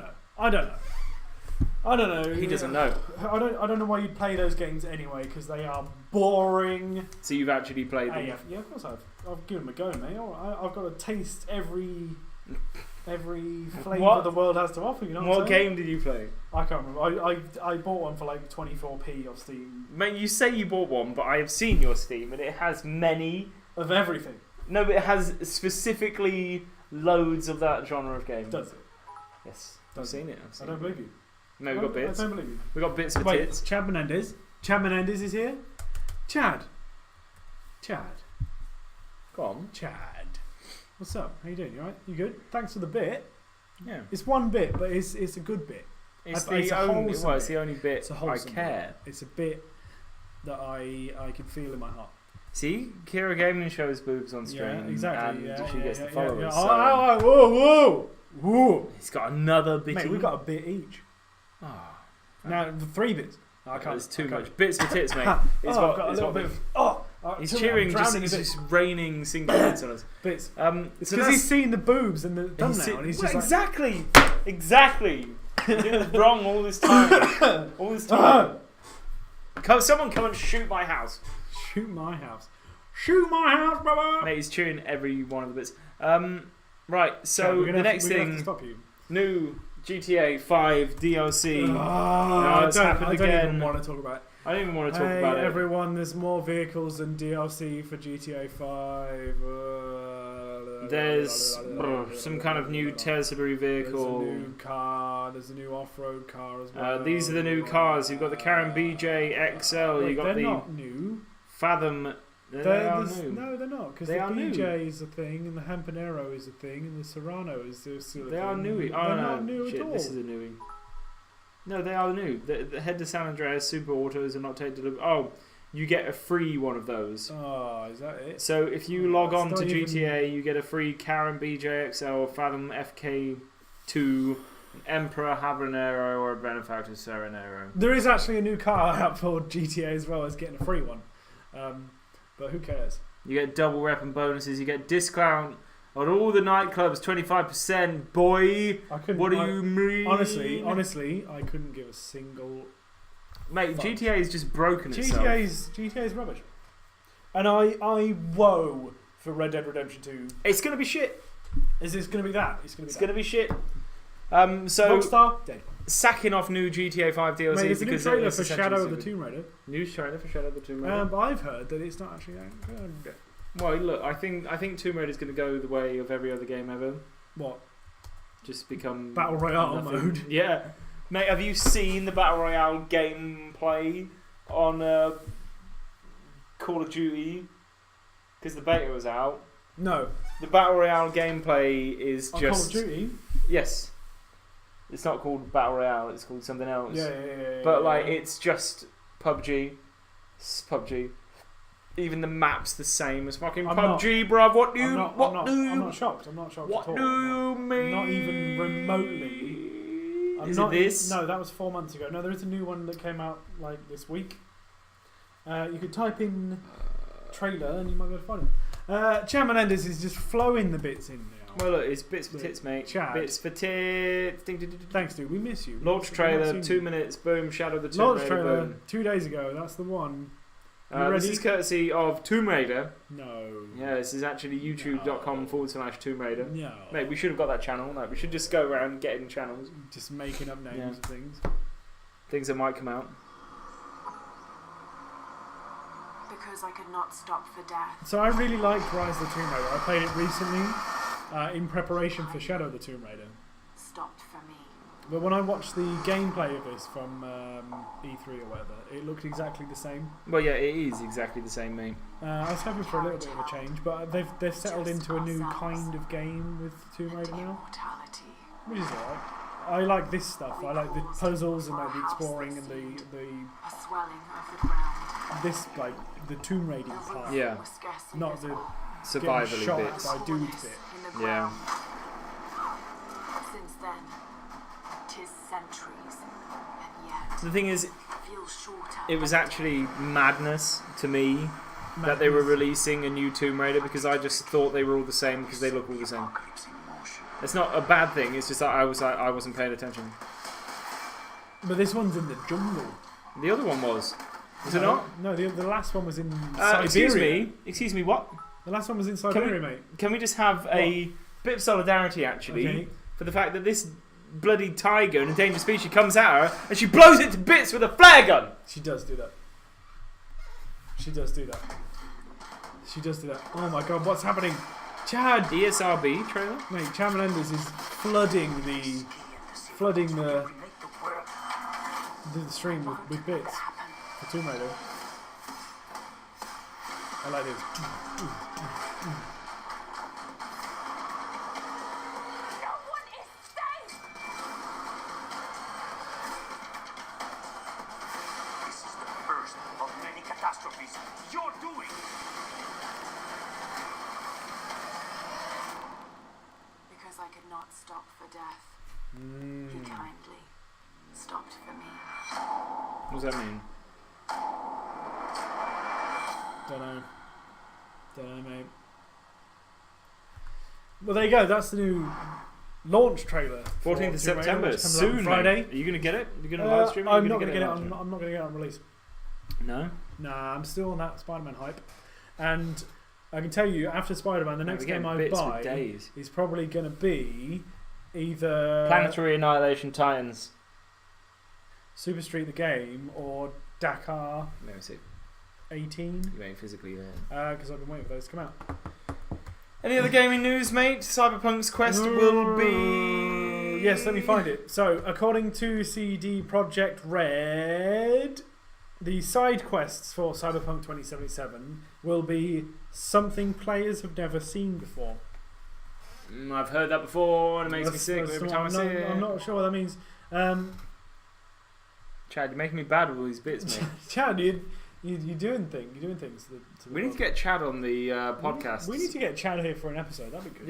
Yeah. Chad knows things about Next stuff. week, Chad. Chad knows. Next week, text me. So, Go on.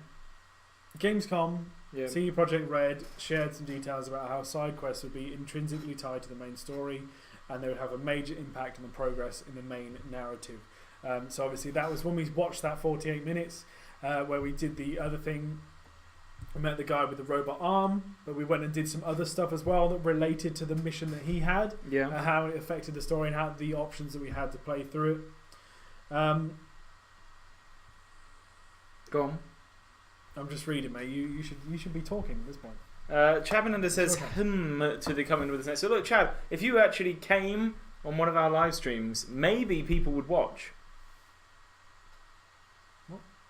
No, never. No, maybe people would watch. Maybe people would watch from Gaming Life. Maybe they'd come and see how we do news this side of the pond. Because I think it's better. I think we're the best news show on the planet. Like, I think we're the best news. Move over Ron Burgundy. Best show on the planet. Yeah, essentially that's it. Yeah. So side quests are going to be something that you've never seen before, which is intrinsically related to. Well, let's wait another 2 years. Yeah, and maybe see what happens. 10 years, and then we'll see what happens. That's gone, mate. The gaming is done. We've rinsed it. Moving on to TV news. We've got some TV news stories to tell you about. I want to talk about Always Sunny in Philadelphia. I want to talk about Rob McElhenney. Yeah. Right? Because in that trailer for season 13 of Always Sunny, like, he's buff. He's something. He picks D up by the cooch. He's a monster. Play the trailer, mate. Play the trailer. So this is what he looked like. This is Mac a couple of seasons. This is Mac a couple of seasons ago, where he got really fat. Okay. Fat Mac. Classic fat Mac. Classic fat Mac. And let me find the Always Sunny trailer, where you see everything you could possibly imagine. So this trailer is. Oh, mate. This trailer is courtesy of TV promos on YouTube. What is sexual harassment? Who's running a party?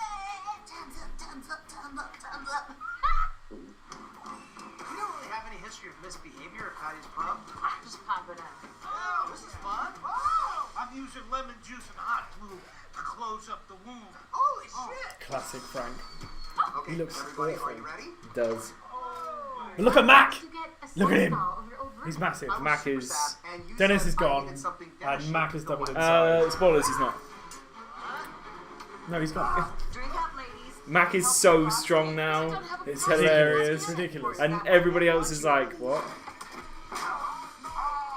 Do your job as you would normally, and I will. Wait, here you go, here you go. Sexual harassment. Excuse me, sir. How do you Like, Why did you do that? She the came best at me, thing. and that was sort of my instinct. That was amazing. but Mac's gay now as well. Don't forget that.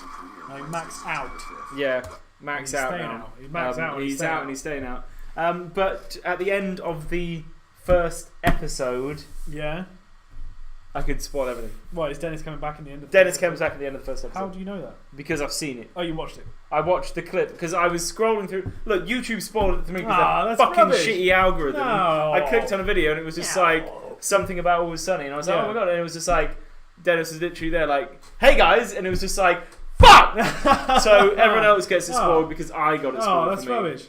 Okay, so Rob McElhenney has spoken about how he got his amazing Adonis body. Please for tell season me he's 13. going to produce a video or something and tell me how to do it. He tweeted on the release of the 13th season. He tweeted, "I did something really dumb this season. Check it out in 10 minutes," which was the release of the trailer. But he transformed his body over 6 months. Yeah. He said that this is what he said on Instagram. He said, "Look, it's not that hard. All you need to do is lift weights 6 days a week, stop drinking alcohol, don't eat anything after 7 p.m, don't eat any carbs or sugar at all. In fact, just don't eat anything you like. Get the personal trainer from Magic Mike, sleep 9 hours a night, run 3 miles a day, and have a studio pay for the whole thing over a 6 to 7 month span." That's what all he you said. have to do. He says, "I don't know why everybody's not doing this. It's a super realistic lifestyle and appropriate body image to compare oneself to. #Hollywood." Yeah. And then he posted a picture of himself as Fat Mac and then himself as season 13 Mac. And I think it's a really cool thing because Rob's done this before for season 10? Yeah. He gained 50 pounds. Yeah. For the season. He ate 5,000 calorie meals a day. Yeah. and he just crammed food in and just got fat. It's insane. It really is insane. And then he got rid of everything like instantly, didn't he? Like in an episode, it was all rid of. And he just got rid of it, and he's done the same thing again the other way. And I think it's, if he's doing what I think he's doing, which is sort of like showing, he's poking fun at Hollywood. Yeah, how the like Hollywood represents the male body, and how like we have to be perfect, and like, because he's clearly saying in that Instagram post, look, anybody can do it. All you have to do is have studio funding for 6 months. Yeah. And here we go. Look at this. This is Fat Mac versus. But the thing is, actually, what he's doing, he's highlighting the fact that actually it's kind of a thing about like equality and stuff, because we see over-sexualized men in a lot of film, like Magic Mike and all these films where you see an action film hero like The Rock or like anything, they have to be massively buff and not representative of what the male body actually is. Yeah. Yeah. And no one's saying anything about it. And then he's done this to say, look, if you want to be like this, you have to do all of this. Yeah. I don't see why you're not doing it. He's making a joke out of it. He's making it obvious that it's ridiculous that people look like this. Yeah. But I mean, let's not pull any punches. Jesus. He looks fucking fantastic. Yeah. Like he looks fantastic. He's a better man than me. He's a better man than most men. Yeah, mate, we go to the gym now for every day for the next 6 months. Well, I keep saying we should go to the gym, but you never do. Yeah, no. But look, he's fucking, he's beefed, mate. Like, yeah. But you have to do that every single day for and the thing is, it doesn't stop there. Chapman has said he's going to look like that. I don't think he is. Chris Pratt does the same thing. Says Odd Shaped Octopus. He gains weight and then smashes the gym to lose it again. Yeah. But yeah, I can imagine. You're right, Simon. It must be really bad for you to have that fluctuation in your body. Like, you need to find like a healthy body weight and stay at it rather than going up and down. I mean, I was pretty buff like 18 months ago. Like, I was hitting the gym, I was getting slimmed down, I was lifting more than I could. Can't lift what I used to. I've let it go, but I was going to the gym every other day. Yeah, that's exactly what he said. Like, if you want to have something like that, you've got to go to the gym 6 days a week. Yeah, and you've got to go for a 3 mile run every day. Yeah. And you have to maintain that. Which 3 miles is not that much. It's not a lot, but every day, right, to be a normal human being, have that free time to do that. Well, 3 miles is half hour, 45 minutes. Yeah, so he's going for a 45-minute, let's say 45-minute run, like let's say it's a jog, right? He's got to get ready for that. He's got to do it and come back. Let's say it takes him an hour, 15 minutes for that. Yeah. He's then also got to go to the gym.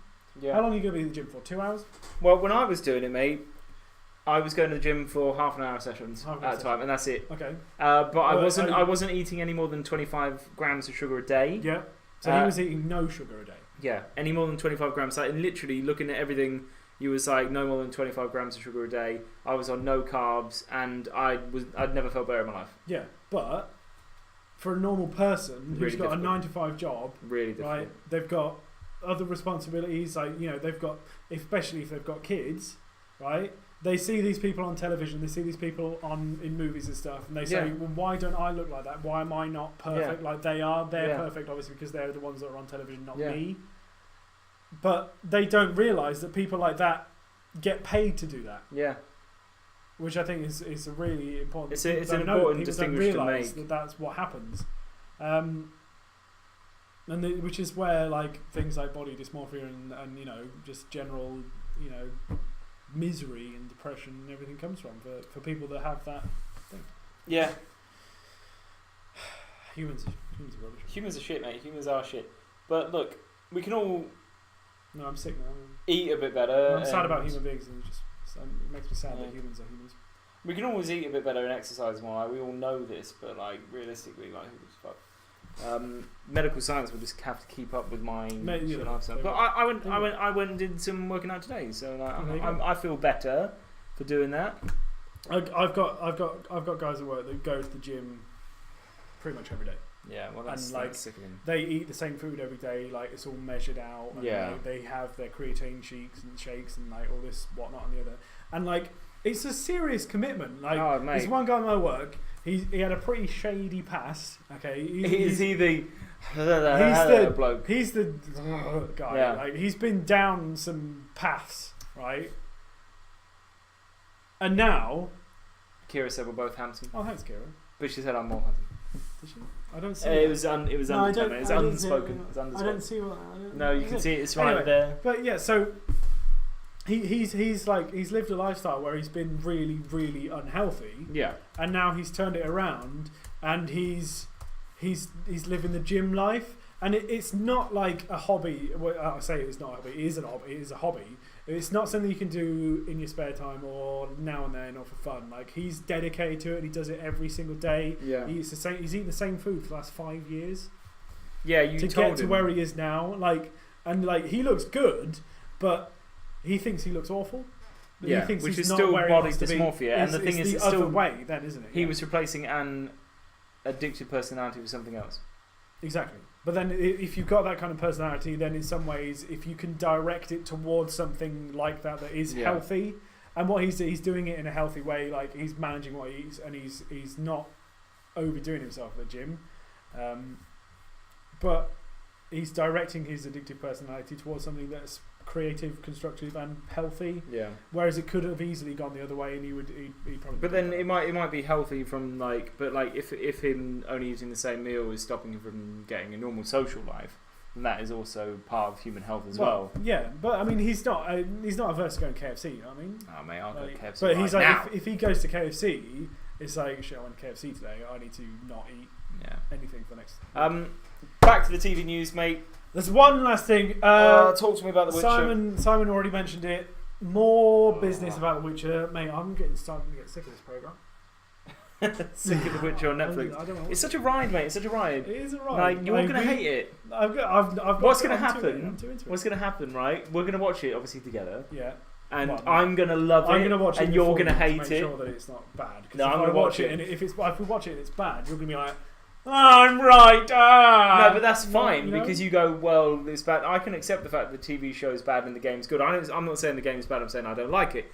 But you'll watch it and you'll hate it, and I'll love it, and I'll be like, oh, fuck, The Witcher's so good, the TV show, not the game. And you'll be like, and that'll be making you the most But bad. the ultimate thing that happened is that you watch the TV show, and then I want to play the game, and you get into the story enough that you want to play the game and learn more about the universe. And there's only two ways that you can do that: is you can read the book so you can play the game, or I can just turn my ears on whenever I just yell at you, The Witcher, and then I just listen instead of just going. Okay, right. Well, look, not to piss on your bonfire, but bad news for the bad news for the casting director of The Witcher for Netflix, Lauren S. Hisrich. Who was a showrunner. She's taken a hiatus from Twitter.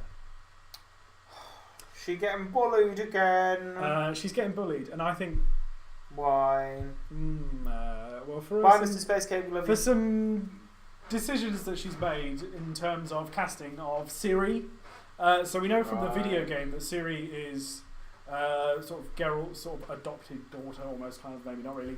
She's also the daughter of Emperor Emir var Emreis, who later on in the story of The Witcher is basically the emperor of the entire world that it's set in.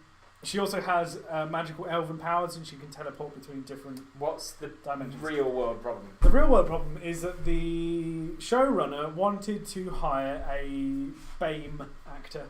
BAME. What does that mean? It's a black Asian minority ethnic actress.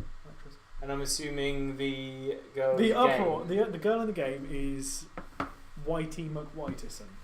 Yeah. So the uproar is. She is. Oh, for fuck's sake. She's in the game, and like you have to accept that most people that are aware of The Witcher are aware of it because of The Witcher 3. Yeah. And in The Witcher 3, Ciri is white.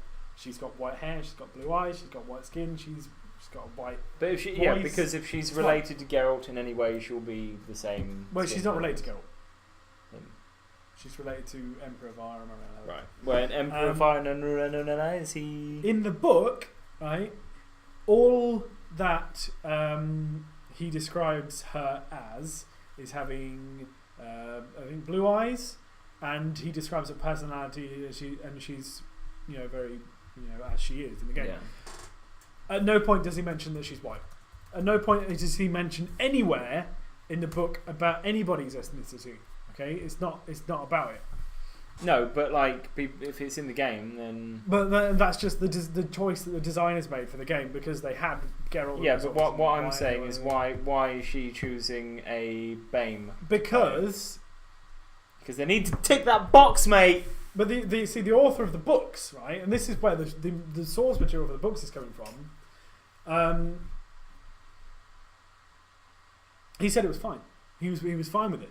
He said, yeah, no, go ahead. Like if you want to hire like an Asian actress or a dark coloured actress, something like that, fine. Because in the books, the people that are, the villagers and everything, they're all from different cultures, and the stories revolve around things like racism and the racism in the world of The Witcher is between humans and elves and dwarves. But do you think people are getting humans mad? hate the dwarves because the dwarves, and they're like, oh, the horrible dwarves are all short. Right. And they So like the law of the Witches have to rein you in when you go. The law of the Witcher is that humans are one race and they don't care. Yeah, okay. But there are multiple different kinds of people. But we don't live in The Witcher. We live in the real world. Yeah. Like, why is she taking a hiatus of Twitter? Because people were kicking off. But the thing is, like, she is saying, presumably, I'm getting abuse from racist people. Yeah. Right. Now, I disagree with the fact that it is a race issue. It's not about they're racist if they don't want the character that they know from a video game to be one ethnicity to be played by a different ethnicity. That's not racism. That is just wanting continuity in video games that comes from a apparent racist place. It's easy to label it as racist if you just want... Because like, I don't think people are racist. I think they're just fucking sick of things being changed to tick boxes. Yes. For no reason. That's it. No one would give a fuck if she was white in the game because they'd be like, right, we've established a game continuity here, and the books came from the game, and the game is here, and the TV show is coming from the game, and she's white in the game, so she should be white. She should be the same in the TV series. Why? But why make it different? Why does it matter? Because it's not the same. It's not the same thing. But the thing is, it doesn't matter that it's not the same. It doesn't matter that you're saying like, oh no, well, why does it matter that she's a BAME in the TV series? Because it doesn't matter. It's just like it doesn't. Well, it does because she's not the same as in the game, and it's not the same universe. That's what people are saying. They don't care, and they're only doing it because it's just like, oh, we've got to cast a certain amount of certain people. Yes, Simon. The books were before the games. Yeah, I see what you're saying. That because it's the people who are trying to be white knights and trying to be progressive who are actually the most racist. But are they? Because they're saying the only way that people of a BAME can get an acting job is if we give it to them. If we're so nice to go, here you go, you have this. Rather than the most appropriate person for it, if you were to look at it and go, okay, the game, she's this, in real life, she should be that. She should be the same. The only reason you would not make it the same is if you're trying to make a point. And if you're trying to give someone a heads up. And if you're trying to give someone a leg up. Because you're therefore identifying the fact that they need a leg up. In which case you're identifying the fact that there's inequality. In which case you're actually building that inequality. In a fight against racism and sexism, you're actually fueling it. Because if it didn't matter, if it truly didn't matter, mate, and like truly didn't matter, not the fact that it doesn't matter that she's going to be black or Asian or whatever in the TV show and she's white in the game, if the underlying cause of it didn't matter, the fact that it doesn't matter what ethnicity she was, she would follow the current game. She would follow that. But the game isn't the source material for the show. Yeah, but the game is the most material that the people are going to watch the show are people who played the game. Yeah, and they're the only people who are going to care. The people who are watching the show are going to be the people that play the game. Yeah, that's fair. That makes sense. That's what you said to me. You said the people that are watching the show are going to be the people that have played the game. That's fair. But the show is not based on the game. The show is based on the books. The books came before the game. Yeah, the books I know. Have their own history. You've got to play for the people aren't as into it as you are who've just played the game. They probably don't even know that these books exist. Like they've just played the game. And, oh, great! Yeah, but what about the people that have read the books? What about the millions and millions of people that read the books? The books haven't played the game. Didn't say what ethnicity she was. Okay, exactly.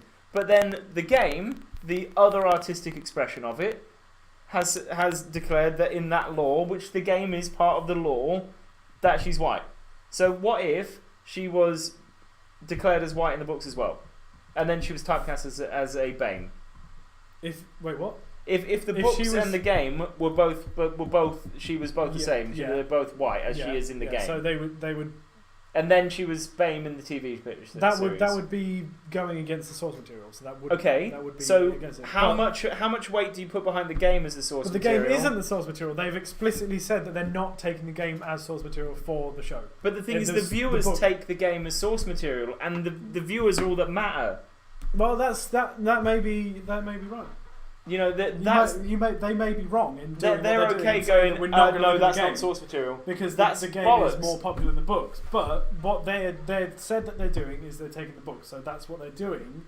And the fact that there's no indication that Ciri is white in the books, gives them free reign to choose whoever they want to have as Ciri as the actor. I don't think you can. I think it's a really weak excuse, mate. I think it's really weak. Illuminate in the show that there are more nationalities and stuff, because in the game everybody's white. Yeah. Everybody. Yeah. Okay. In the show, if they want to illuminate the variety in. But what I would say is why in the world, because it would be more accurate if you're doing it right. If you based something in like olden times England before we discovered the New World, before we knew that there were other races out there, and you made a movie about that. And you said, "Got to have some BAMEs in there." Yeah, that would be wrong because you would be going against the source material. But it happens. Now, what I'm saying is, why does it happen? Because to fill quotas. So why are they doing it this time? They're doing it this time because it's not to fill a quota, because the source material doesn't explicitly say it's not wrong. Yeah, but the game is source material. The TV, the only people who've said that the game, right? Who has said that the game is not source material? These showrunners, the people who are making the show. Yeah, okay. The people who are making the show. So they have arbitrarily decided that that's not source material because they're going with the books. Yes, but the books, the game went with the books, and then the game is she's white. But the game went with the books. There are just as many people out there who the game went with the book. Like you don't know, the games didn't follow the plot of the books. The games are separate from the plot of the books. Right. They have the same characters and everything, but they have the same story, but they are different to the books. Your boy Leto, how you doing, fam? Make sure you drop us a follow. We're having an argument. And as Simon says, the author, Andre, I think something, he didn't agree with the direction that the games went with. He doesn't like the games exist. And although I may think most of the fact that he doesn't agree with it is because he's kind of salty about how little money he got out of it. Yeah. Having known now how successful it is. Go on, Jay. Your boy let him. Kira agrees with me, mate.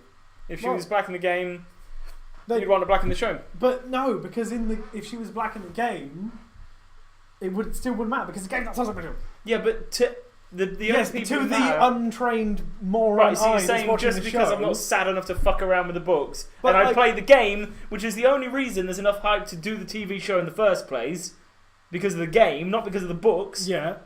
And then you say, no, it's not the game, it's these old little shitty books that are on they're not shelf who no one's read. They're not old or shitty. No, but why are they making a Witcher TV show? They're worldwide. No. Why are they making it? Is it because the books are doing really well, or is it because the game's doing really well? Yeah, alright. No, it's because the game is doing well. So why are you not basing it on the game? Because they want to base it on a book! Well, but that's stupid. They don't care about the game. The author and the reason disagreed with the way the game went. But that's the author. The author's nothing to do with the TV show. Yes, he is. You've got a load of producers of the TV show who are more convenient for them to follow the books because there's no ethnicity typecast in it, which means they can fill the quotas, which means they can actually build on the racism that they're trying to stop. It should be the best person for the job. And the best person for the job, no one would care if the lady was white in that. People do care if she's different ethnicity because there's a load of dickheads out there who've played the game and gone, that's not actually the same. Like, they're not going to do the research into the source material, so you're deliberately upsetting people with an inflammatory issue that doesn't need to exist.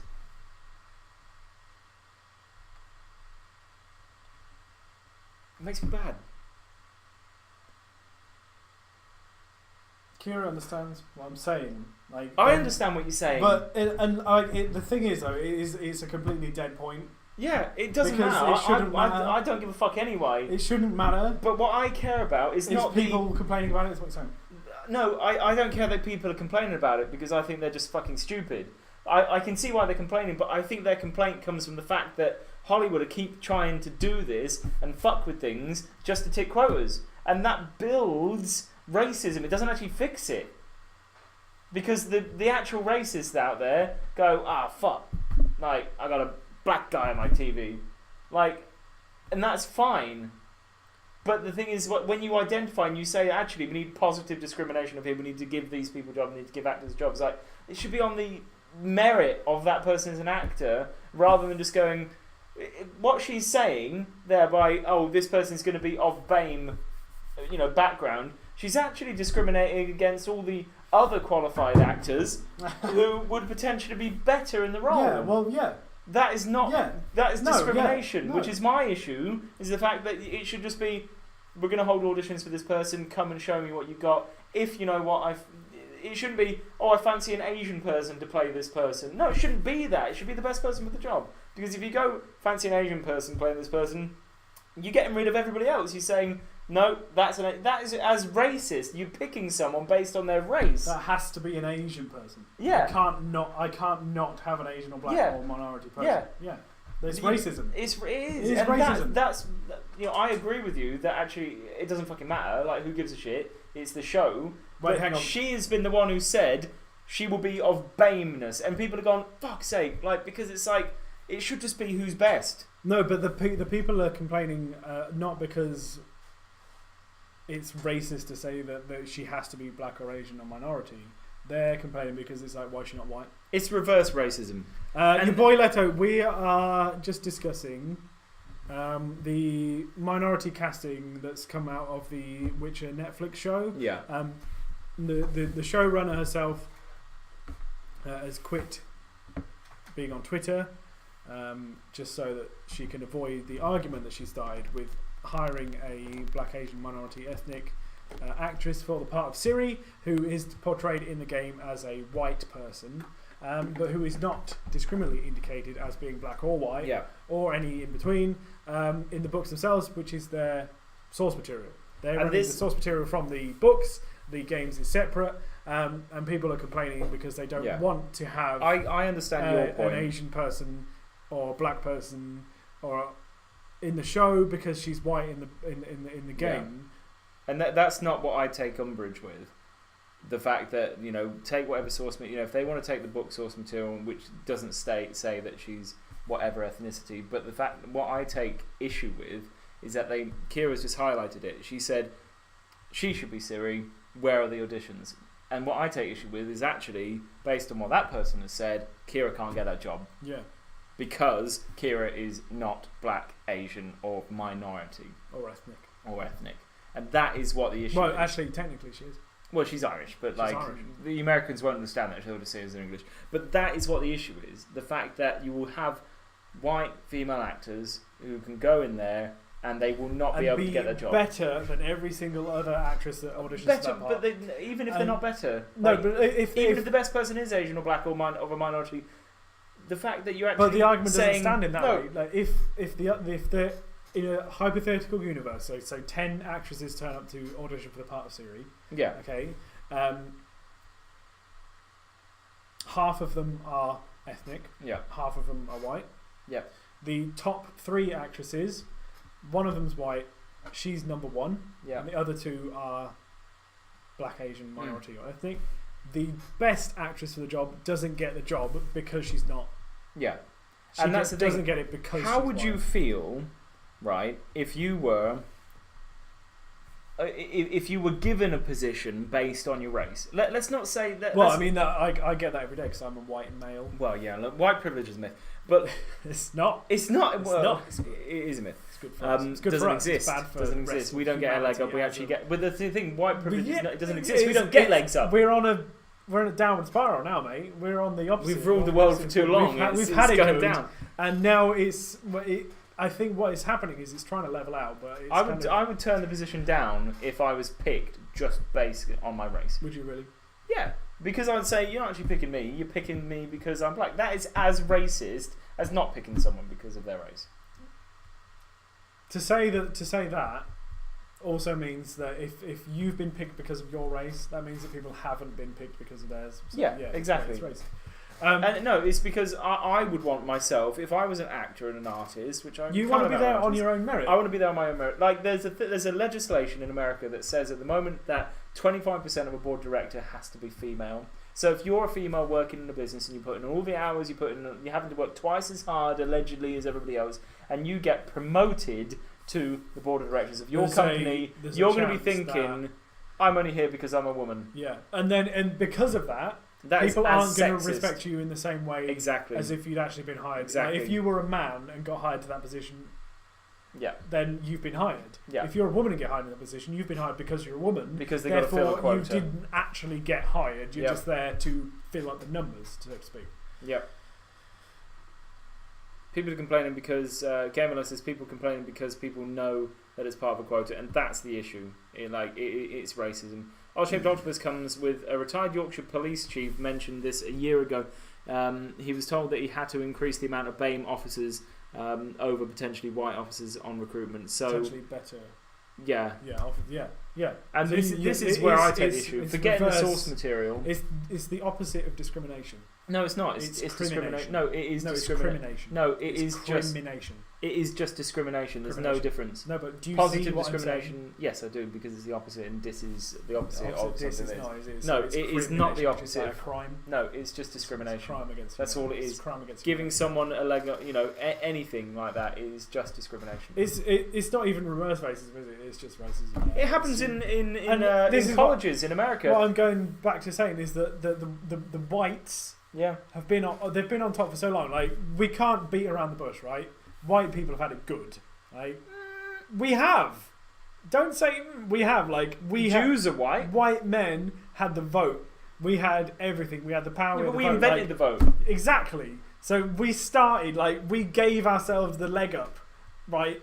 Thousands of years ago, we went. Yeah, no. Actually, as white men, we get to decide what's going on.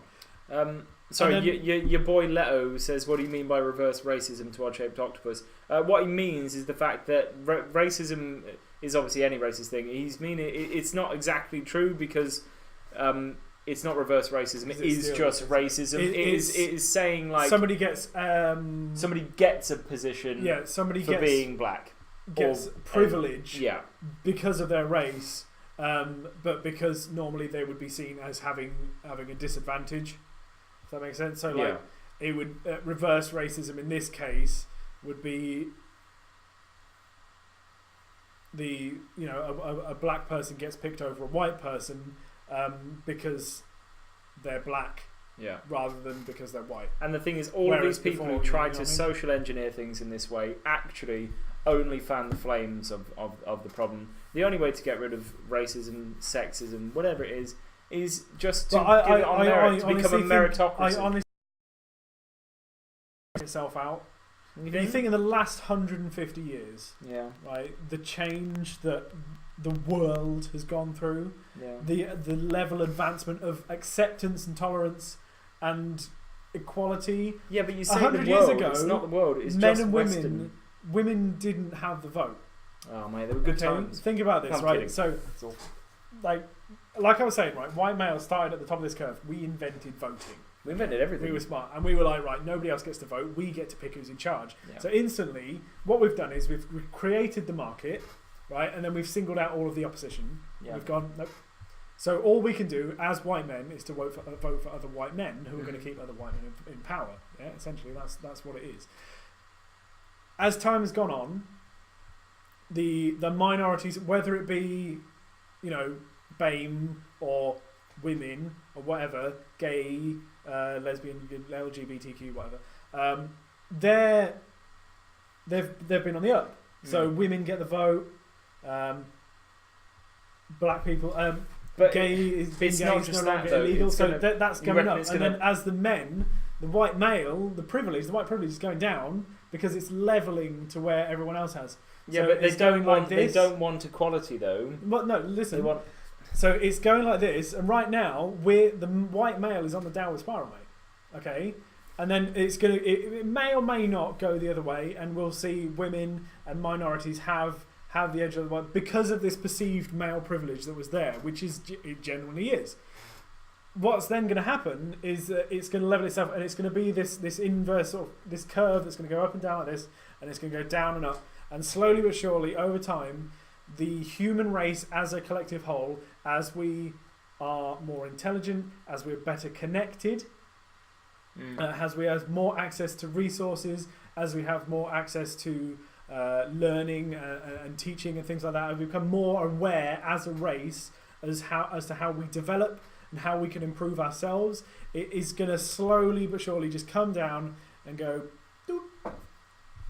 Then we will be a meritocracy where everybody will have the same opportunity. Yeah, but giving people more opportunities based on the race or the sex because is not this is helping what I'm talking about. It's going the other way. Yeah. But it's going to go the other way, and then people are going to say, oh well, actually no, we can't have that. That's bad. Let's bring it back a little bit, and then it will go there. Like, oh no, that's just too much, and then you know what I mean. But I really think that as the world becomes its own connective network, as we see things more like AI, as we see more integration into the internet and stuff like that, and as other countries join in this global network as well. So places like China, they're isolated out from the Western internet essentially. It's all walled off. And we've got third world countries that are going to be coming up slowly as the first world countries bring them in line, and places like Africa and South America are going to modernize to where everybody's the same. As technology becomes more freely available, as it becomes cheaper, and it becomes more powerful, we're going to have the ability to share information instantly across the world, regardless of where you are, who you are, what you're doing, where you're doing it. As that happens, that's going to then be the clincher point of everybody's got the same opportunity, everybody works in the same place. Think about this, right? What if you never have to go to work again? Because you're going to have universal basic income. All you need to do is go on your computer. Because the world is connected enough that you can work in any country. It doesn't matter where you are. You can still have the same access. Your boy Leto says that he sees racism as stereotyping or treating somebody differently due to the colour or ethnicity, or putting one race at a disadvantage due purely to race, and don't think the whole minority-majority thing really matters very much. It's absolutely true. And what we're saying is that your boy Leto is the action of balancing it out, as Jack's been saying, is inherently racist. If you say, right, we need to make this balance better, so we're going to have a Baymax to play this position, that's what we're doing. That's racist to a white person. It's racist to a white person at the current moment in time. Because what we're doing now is we're overcompensating. Kevin Grav is just coming in talking about his butt bleeding. We're overcompensating for the past errors. Yeah, but why should we we've identified that there were errors. Yeah, why do we have to have restorative justice? That's another problem entirely. But that is something that's going to be worked through, and it is going to end. And this is the thing right now we're change, on the cusp of change, is what it is. About change of power. This closing down. Who will get it? Like, that's the thing. Like, no, nobody's going to get it. No, but that's the thing. It's going to be anybody. But that's good. But the thing is, you listen to the severe kind of extreme groups of, not even the severe extreme, the severe extreme groups of the LGBTQ community and the feminist community and stuff. They don't just want equality. They want power. Like, you listen to it. I read articles, and it's about not just getting equality. It's about going completely the other way. Yeah, because there's always going to be outliers. Yeah, there's always going to be outliers. There's always going to be white people who want white people to be in power. There's always going to be other people. There's always going to be other groups. There's always going to be women that want men to go down. There's always going to be black people that want white people out. So on and so forth. Right? That's always going to happen. But as a collective human race, yeah. As the world gets smaller, and it's getting smaller every day, right? 50 years ago, if you wanted to fly to Australia, it'd take you 3 or 4 days. Yeah. Because you'd have to go on a plane, you fly a bit, then you'd wait. To be fair, the plane would get refueled, and then you fly. If you go with a lot of places now, it still takes that long. Yeah, but soon, if not now, SpaceX, we're going to have a flight to Australia with under 24 hours without any stops. Mate, that's making the world smaller, right? We can still communicate between countries instantly, but we need to be able to transfer data instantly. and that's one of the main, like, this is what you were talking about in terms of bandwidth. This is one of the crossing blocks. In London, big companies will still, even now, send a courier out with a hard drive or a memory stick, right, to another company because it's faster than uploading it to the internet. Your boy Leto says that he thinks that people overlook the fact that racism isn't just focused towards blacks, and anybody mentions anything about it, even on a civil level, you are seen as saying screw everything that your race has ever been through, and none of that matters in the past, when not all of them are trying to say that. And that's why he's really glad that we actually brought it up, like, because I think this is a civil discourse, like, and that's productive. And I think it means that people are having these conversations. Clearly, what happened with Netflix and that woman, for her to just go, I'm turning it off. Yeah, that's an overreaction on her part. That's but this not is how the thing. she should You have say handled technology's helping, but in that respect, Twitter is not the format. But to then have you have these to debates. look at Twitter as a whole. Is in itself I don't think it absolute is. hell dive. Literally, Twitter is the worst place ever because it's filled with but people. everything is, because that's the thing. People get pressures and they get But entrenched in their. I don't think we're coming together. I think we're getting siloed and going apart.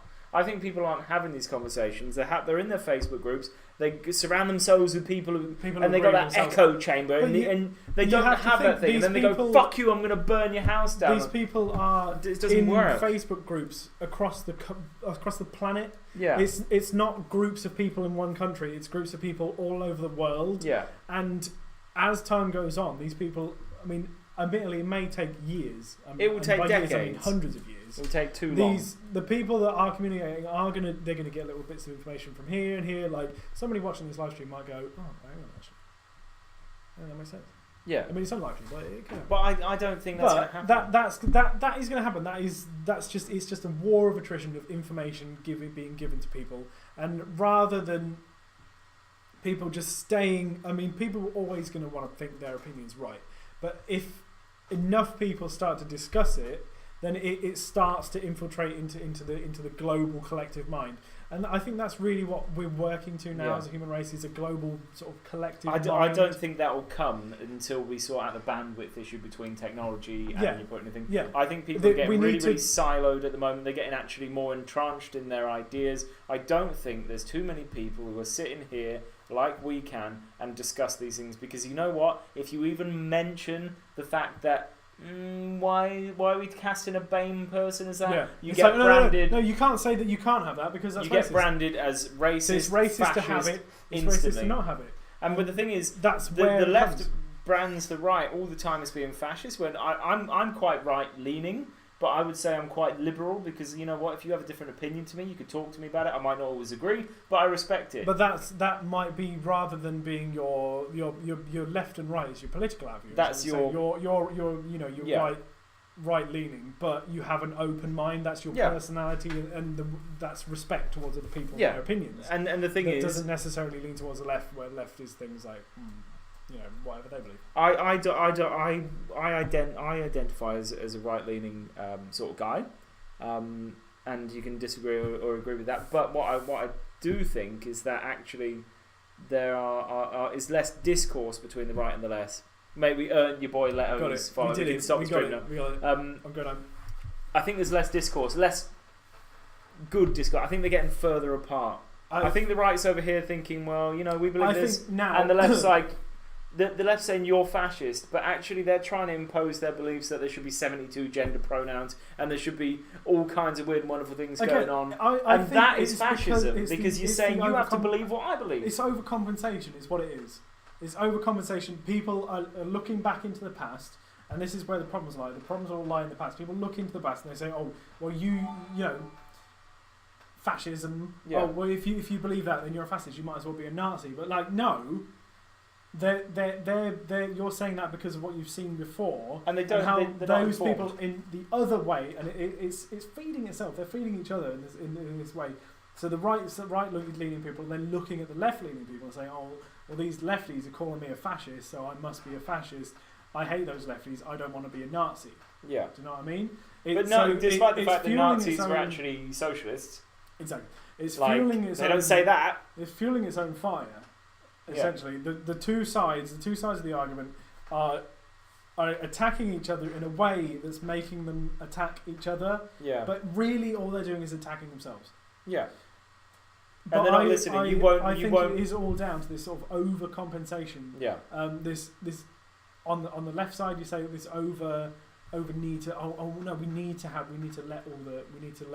make sure that we've got 25% women in all boardrooms. We need to make sure that we've got a BAME actress. Yeah, we need to legislate for this. We need to make sure that it happens. Yeah. Because it can't happen itself because of what's happened before. But that is so like the thing is that when they're saying it can't happen itself, and they're saying like women can't get onto board of directors because they're not capable. Yeah.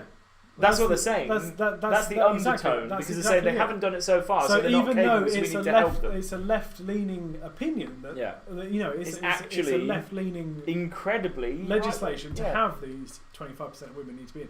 It in itself is actually right-wing. Well, no, it's not though. It's not right-wing because right-wings are not against women doing well. Exactly, but what they they're saying are against. It's anti-feminist. Yeah. Or it's actually defeating what they've said, because they said these people need help because you know what, they're not good enough because of their race or gender. And that it's overcompensation. They're overcompensating for this lack of women in the boardroom, and rather than allowing them to slowly bring themselves up into the workplace and prove themselves and get the respect that is needed in order to be a boardroom member. And I don't mean on a single level, I mean collectively across the planet. Yeah. Because it is clearly of the mindset that if you're in the boardroom, and this again leans back to the olden days, boardrooms are led by old white men. Because old white men have for years purported this idea that in order to be in any kind of place of power, any kind of place of respect, to be rich and successful, wealthy, you have to be an old white guy, and it just comes from sort of social history and social knowledge. It comes from social history because it's not that long ago that women were really in the workplace. Exactly. So and you think now, like in the last few years, women have been saying, "Oh, we don't get paid as much as men." Well, that's not true. You say it may not be true, but I mean there are definitely cases. The statistics they actually have, there's no job that exists that a woman have the same job and be on a different pay structure as a man. Because if that was the case, companies, which are businesses, which like profit, would just employ women because they can get them cheaper, and that's not the case, so it doesn't exist. But they would only hire women, but then they'd know that they wouldn't be very good. So they have to hire more. No, but the pay gap is actually a myth. If you look at the figures, thanks for coming. Thanks for all them bits. At the figures of it, they were good. They tasted good. For sure, overall, as a world, there are more men being paid than women because there are more men working. More men work, and more men are in positions of power and higher up in the pay grade because men get promoted more easily because they're seen as doing better than women, even though that may not be true. So the overcompensation then is, we need to make sure that women are in the workplace and in positions of power and in the boardrooms. What's going to happen is then the women are going to prove themselves in the boardrooms. Yeah. Eventually. And then it's going to be, we don't need legislation to say that 25%. And it's going to be, well, why don't we have the legislation 50%? Yeah. And then make it fair. Yeah. And then you want to talk about inequality, talk about like modelling, like women get paid way more to do that than men. Do they? Like the Forbes, they published the Forbes top 100 paid athletes, and the left and the progressive socialists said it's disgusting, none of them are women. And then you look at the top 1,000 paid models, none of which are men. Not even close. Yeah. But they're not saying that's inequality as well. Yeah. And then on the one side they say, isn't it really, really... stay pizza, Carl, we'll see you later. Isn't it really, really disgusting? They say that, women get paid more to model because men like to look at women. It's just like, don't know any men who are looking at, like, clothes magazines and shit. Like, what's happening there? It's true. You know? Like women are paid to model more because the female clothing industry is much more profitable than men's clothing. Like, it's got nothing to do with the fact that men want to look at women and it's fair enough. Like advertising and things like that. Like you have massive naked hot women on billboards. It's because do you sex really stuff. see that often anymore? No, not really. Not really. I'll tell you what you see more because than that. it's seen as tacky, You see isn't it? fucking sexy men with no underwear on billboards and shit. Do you? You look at the fucking Muller Corner adverts. You got that big fucking bloke who's just like and you got that woman who's like, oh, like that. No one's saying that that's sexualizing men. Yeah. No. Well, again, equality. Inequality. Like Max thing, you know. Overcompensation. Like we've had this for years where women have been promoting product because men are going to look at it and want to buy it Because men got money. Because subconsciously, and this is how advertising works, you look at something and you see, like, for instance, you see a nice car, and then you see a woman next to it, and you think, if I buy that car means that I'm going to get a woman like that. Yeah, that's all that means. That in your brain, your filthy, primitive ape brain, which we mustn't forget is what we are. Like, we are chimps. Yeah, essentially, we're monkeys that have forgotten how to swing from trees. But they do it the other way now. Like, but now it's the other way. You look at because what they're saying is like, for all this time of like, why are all the women having to model? Or why are the women demonstrating these things? Like, let's get some men in and let's get the men sexualized so that the women can look at things. Like, it's just. And nobody talks about this kind of stuff because if you talk about it, you get branded as a sexist. But actually, like, I'm not a feminist. I'm not a meninist. I'm just equal. I don't give a fuck. Well, this is it. Like, you don't want to be seen as a meninist. Meninist. A meninist? That's the thing, isn't it? There was a thing in Australia where men were marching for men committing. No, the women were marching for something. There was in America. There was a women's march, a feminist march, and men were trying to get on the rally. And there was this one woman who had a male cameraman. She was reporting it, and the guy was getting kicked off the thing because he's saying, "You're not allowed here. Your gender's not allowed here." And he was saying, "I'm actually a feminist. Like, I support this. Like, why am I not allowed to support women? No, you're not allowed here. This is just women." That's sexism. No, it's sexism. Like, it's sexism, and that's rather than being and feminism in itself makes sense, but only if you look at it in a way where it's not actually feminism. Yeah. Feminism. They've ruined it because they've got everything now, and they're like, what people see as feminism, what people think they understand as feminism, is actually misandrism. Yes. Okay, which is women hating men. Yeah. And women which is what wanting it's to be into. empowered. But that's that side of it. What feminism actually should be is just equalism. Yeah. Which is where it should be men and women have exactly the same rights. They have exactly the same pay grades. Yeah. They have exactly the same opportunities, and they have exactly the same respect, which we don't have at the moment. We don't have. No, but we don't have it the other way because women actually get. There are grants and things that are available to get women into science, and this, so it's not equal. Exactly. But it is unless you take all. Like, there's nobody out there who's saying, "Well, I'm not going to give that job to a woman because she's a woman." Doesn't happen. I'm sure there is. Because you'll get slandered for it. I'm sure that across the world there are definitely but still people that. Not as much as they say there is.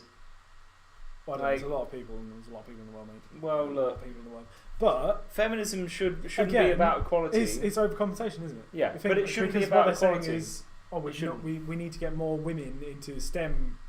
Yeah. STEM. Cell research or whatever. STEM cell research. No, science, technology, electronics, and maths. Yeah. Is that what it is? Those fields to sort of bump up numbers because fair enough, those fields are more popular for men. And that's always going to be the case. Because men gravitate towards it because your brain works differently. Because men and women, their brains are different. And that's what feminists should be. It should actually be making sure legislatively there are no discrimination. Yeah. But actually, to say that men and women are the same is madness. Okay, well, it's blind. Because it's madness. We are physiologically wired differently. Our brains work in different ways. And things like, let's take gaming for instance. Yeah.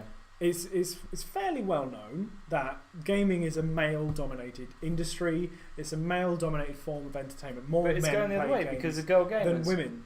But the girl gamers don't come into it, right?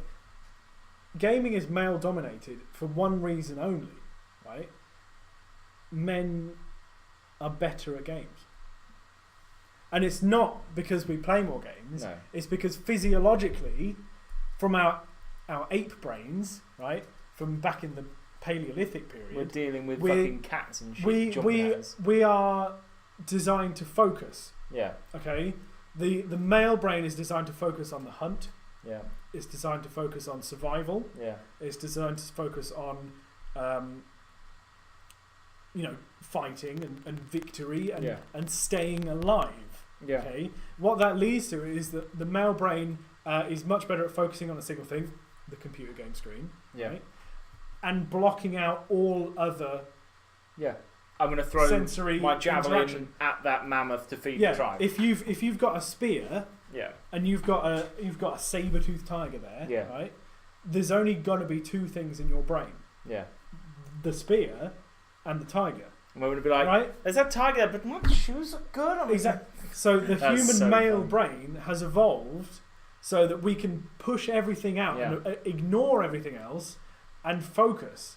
Which leads us to being able to focus on video games for longer and avoid external stimuluses. So we can stare at a screen for longer, we can focus on it, and we can put our time and effort into it. Whereas a woman, right, and this isn't a negative thing, her brain works differently. But the thing is they're saying that they're exactly the same. When a woman goes to play a video game, she doesn't have that disconnect from the rest of everything. Like it's not a conscious thing. Like, and of course, girls can still play video games like that. They can still choose to do that. But and some girls are better than the guys at video games, right? But that's down to singular differences between people. But physiologically, it is harder for a female to focus on a single thing like a computer game than it is for a male, because of the way that we've evolved. Males evolved, and that more men survived because they were able to focus on a single thing, whereas more women survived because they were able to openly take information in from a variety of places. Like women in a tribe, in a stone age tribe, would be out foraging for nuts and berries. They would be taking care of the young. They would be defending the home, essentially. And it leads to a different kind of brain where they would be able to focus on a lot of things. Did you ever notice when you were a kid, if you ever lost anything, your mum would be able to find it instantly? Yeah. Because you can test it easily because women have a higher register of hearing than men do. Women hear things differently. Yeah. They hear the cries of children. And the thing is, what they're saying is, no, you can't say that. No, everyone has to have the equal opportunities because there's no difference between men and women. And they use straw man arguments to support that. It's just like, well, men are better at fighting. It's just like, well, I think you find Ronda Rousey would kick your ass, Sarah. And it's just like, yes, she would. She would, yeah. But if you had all the men on the planet and all the women on the planet, they fought, the guys would probably win. If you took a blank human male and a blank human female, and you gave them the exact intrinsic training down to the individual calories they consumed and each piece of information, each megabyte of data that they were informed of, right? When it came down to it, after all that time, the male would beat the female. Yeah. Because and that's the thing. Their body is designed should be the best person. There was a thing recently in those ways. Serena Williams. She was in the news because she yelled at a guy, a linesman, and then the Australians did a cartoon, and people are saying that that's racist, but actually it's just a caricature. I don't think it's racist at all. And she was being a baby and spitting a dummy out because that's what she did. If she didn't want to be caricatured like that, then she shouldn't have been a bitch. Yeah. And there was a guy who was an ex-famous tennis player who's retired now. I can't remember who he was, but he was on the news and he said, well, they were saying, yeah, but she's the greatest tennis player ever. And he went, no, she's the greatest female tennis player ever. And he goes, what? No, she's the greatest. And he goes, no, because I could beat her.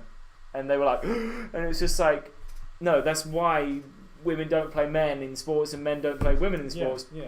And nobody's talking about this. And literally across the board, men dominate sports because you know what? That's what we're built for. Soz. It's not our fault. Yeah. Just because we're good at cool shit, don't get mad. You look good at a lot of other shit. There's only one sport, okay, that women dominate at and are better than men at. Do you want to know what it is? Tell me. Have a guess. Curling. Nope. I don't know. Long distance swimming. Women are better at men at long distance swimming. More buoyant. But it's actually true. More buoyant because their body is... They have big holes in them. Their body is... different shape. They have more body fat. Yeah. Like a human female, averagely, will have more body fat to muscle mass ratio than a male. Yeah, and they kick men's asses at swimming. But like no one's saying, men should get a 30-second head start. We should get men. We should give men grants to practice to be better. To get in swimming. No, just everyone do what they're good at. Okay, it's worked for thousands of years. Why are you fucking around with it? Not you guys. Well, that's you the guys entire human condition sorted out, I'd say. Yeah. Well, look. We'll cut this down into a little clip, and we'll send it to the UN. We'll send it to NASA. We'll send it directly to Trump. No, because if we send it to NASA, maybe one of these women who got the female scholarship will get it, and she'll fucking forget about it. She'll be like, "Oh my god, my nails!" Scholarship, and then she'll tweet it like, "I've got a more fucking internship at NASA," and then NASA will go, "Nice Twitter account, you're sacked." Look, it's just mad. Like I'm not saying that like because this is the thing we have to. I feel like we have to finish this with like guarding ourselves by saying actually we're not sexist, we're not racist or anything. You fucking label us like that, you're a piece of shit. Like you clearly haven't been listening to what we've been saying, or you don't understand it, or you don't want to understand it because you know what, you're tribalist and you're just in your little camp. It honestly aggravates me no end. Yeah. The way that people think. People will watch this, mate, and they'll call. We've been called sexist before. This has happened. You have me. Yeah, well, but the thing is, I'm not. No. But I'm a realist. Like you cannot ignore science, and scientifically there are differences, and people gravitate towards different positions. But that doesn't mean that people should be given different opportunities based on what they are, and it doesn't mean that people are better or worse at something because they're a man or a woman. Like if, as you said, with Ronda Rousey, yes, she is the best fighter in the world. Like, but yeah, she's not. As a woman, she's the best. She's not even that. She's not even that. Not anymore. Like, she hasn't been for like. She got lucky 3 times. She was bad. That was it. She got famous for it. So maybe she's the best because she's the only one I've heard of. So well, she's not. Like, it depends on your outlook of things, but fighting is the weird thing. Did you know there is a male to female transvestite MMA fighter who's fighting in the women's league, even though she's a man? You know, she hasn't had the operation. She's just done through a bit of hormone. She has all the mechanical. If you know anything about fighting, all the mechanical shoulder advantage, all of the hip advantage for kicks and things. And guess what, mate? She is murking every person she comes up against. He comes up against. Why am I even remotely surprised? But there's no difference, mate. So if you don't want there to be a difference, then a woman versus Mike Tyson? What woman? It doesn't matter. We're all the same. It doesn't matter. We're all the same. There's no difference. What man can stand in a ring with a god like Mike Tyson? I'm sorry, Mike Tyson. Like, the thing is, like you're saying, no, there's no difference. There is a difference between men and women. Guess what? There's a difference between men and other men. If you got me next to Mike Tyson, you wouldn't even think we were the same species. Because he's a giant, and I'm a piddly tiny little beak. Mike Tyson's not actually a giant, though, is he? Well, he's compared to me. He's muscle. Right, me compared to. Wait, have you seen the guy? Oh my god, I've forgotten about the guy. The guy? The world arm wrestling champion. Yes, with the hand. With the hand the size of like Jupiter. Yeah. Like some people get a shitty roll of the dice. Well, he got a freaking good roll of the dice because obviously his parents went, "Look at that guy's hands." Send him off down to arm wrestling school. You know what I mean? Get arm wrestling money school. Off his like school. People. There's differences between people. Yeah, but he should be able to arm wrestle a woman because you know it gives them advantages. Like no, there's not. There's no advantage. That's a clear definition of biology doesn't exist. Biological advantage. They exist. Like that's how evolution works. Kira's saying transgender is complicated. I don't think it's complicated if a guy who was losing before he came out as a transgender female, he was losing. Do you think it was a tactical? I think it was a tactical gender switch. If I was an MMA fighter and I was like, shit, I'm doing all right, I would just go, fuck, I can just say I'm a woman and then go beat up a load of bitches and get paid. What are you talking about? Of course I'm going to do that. Definitely and think, sit there on my fat ass. And definitely think it is much more complicated than you're saying it is right now. But I see what you are just trivialising it in a. Yeah, but if I can trivialise it in theory, then that means 10 people are going to trivialise it in practice. You know what I mean? Like it's going to happen, isn't it? Game low. It's not 3 genders. Male, female, and retarded. Look, gender's binary. It's a controversial and it is a complicated subject, right? But in sport, especially, I think it is quite clear cut. Yeah. Because there are biological advantages and if I was a woman, between men and women. If I was a woman if you were a woman, okay, if you're a woman, well, I can be if I want, and you transitioned to be a man, and you became a long distance swimmer, you'd be the best long distance swimmer. Exactly. Male long distance swimmer there would be. Yeah. Like, transgender does have different stages of operations. That's true. But what I don't agree with is the fact that people can just arbitrarily switch between the two and say that there's actually no difference between the genders and we're all the same. That's bollocks, actually. That's bollocks. And they use the strawman argument of actually 0.0003% of the population of the planet are actually in the middle and have both. And they say, well, those people exist, so everybody exists, and it's a spectrum. It's not, actually. You're not programmed at birth. There was a famous... This actually comes from a French scientist, Marguerite Dubois, I think her name was, and that research was picked up back in 1970-something by a geezer who adopted two twins, and he raised one... From babies, he raised one to be... They were both male. He raised one to be a man and one to be a woman. He raised one female, and he even got to the point, right? This is how twisted. This is where modern gender theory comes from. So anyone who preaches at you and says that no, actually it's not. It all comes from this bastard. And he used to take pictures of these kids. And the male kid, he used to make sure that he was always on top of the one he was raising as a female. And you know what happened to him? Despite the fact that they had years of depression, and despite the fact that the person who he raised as a female actually went towards the male things anyway, they both killed themselves. And that is what modern gender theory is based on. I thought you were going to say something more astute then. No. The person and the person who actually, until he was 16, who was raised as a girl until that point, he wasn't allowed to have male clothes. It was an experiment on human beings, right? He lived for about 7 years as a man because he wanted to be a man, and he gravitated towards man things because you know what, he was a man from birth, because you know what, gender's not a spectrum. He actually put a shotgun to his head and killed himself. And then his brother killed himself because they were twisted and fucked around with by this evil bastard. I can't remember his name. I honestly think that actually, I see what you're saying is that yes, gender is assigned at birth and you're either male. No, but that's the only thing that modern gender theory is based on. I get that yes, that is a very twisted study, but it does illustrate the point, and it illustrates the opposite point of what you're trying to say, is that gender is assigned at birth, and that if you're born a male, then you will gravitate towards male things and you'll grow up as a male. Same thing works the other way. If you're born a female, then obviously by deduction you're going to go towards the female things. However, those two boys, one of them was experienced only female upbringing, and still wanted to be male.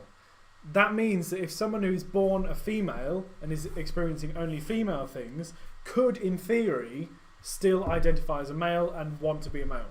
It does. Yeah, but the test doesn't actually say that. It doesn't. But that's the information that you can extrapolate from that. No, you can't, because what they've said is that they had two guys. Yeah. Oh yeah, because they've not done it with two girls. Yeah, no. Because regardless of how they're raised, they made the choice to both stay male. Okay. Yes. So, if regardless of how you're born, you make a choice of what you gravitate towards. You know. Oh, you see, no, but I'm saying the choice was made for them because the choice was made for them. The guy was called John Money. Yeah.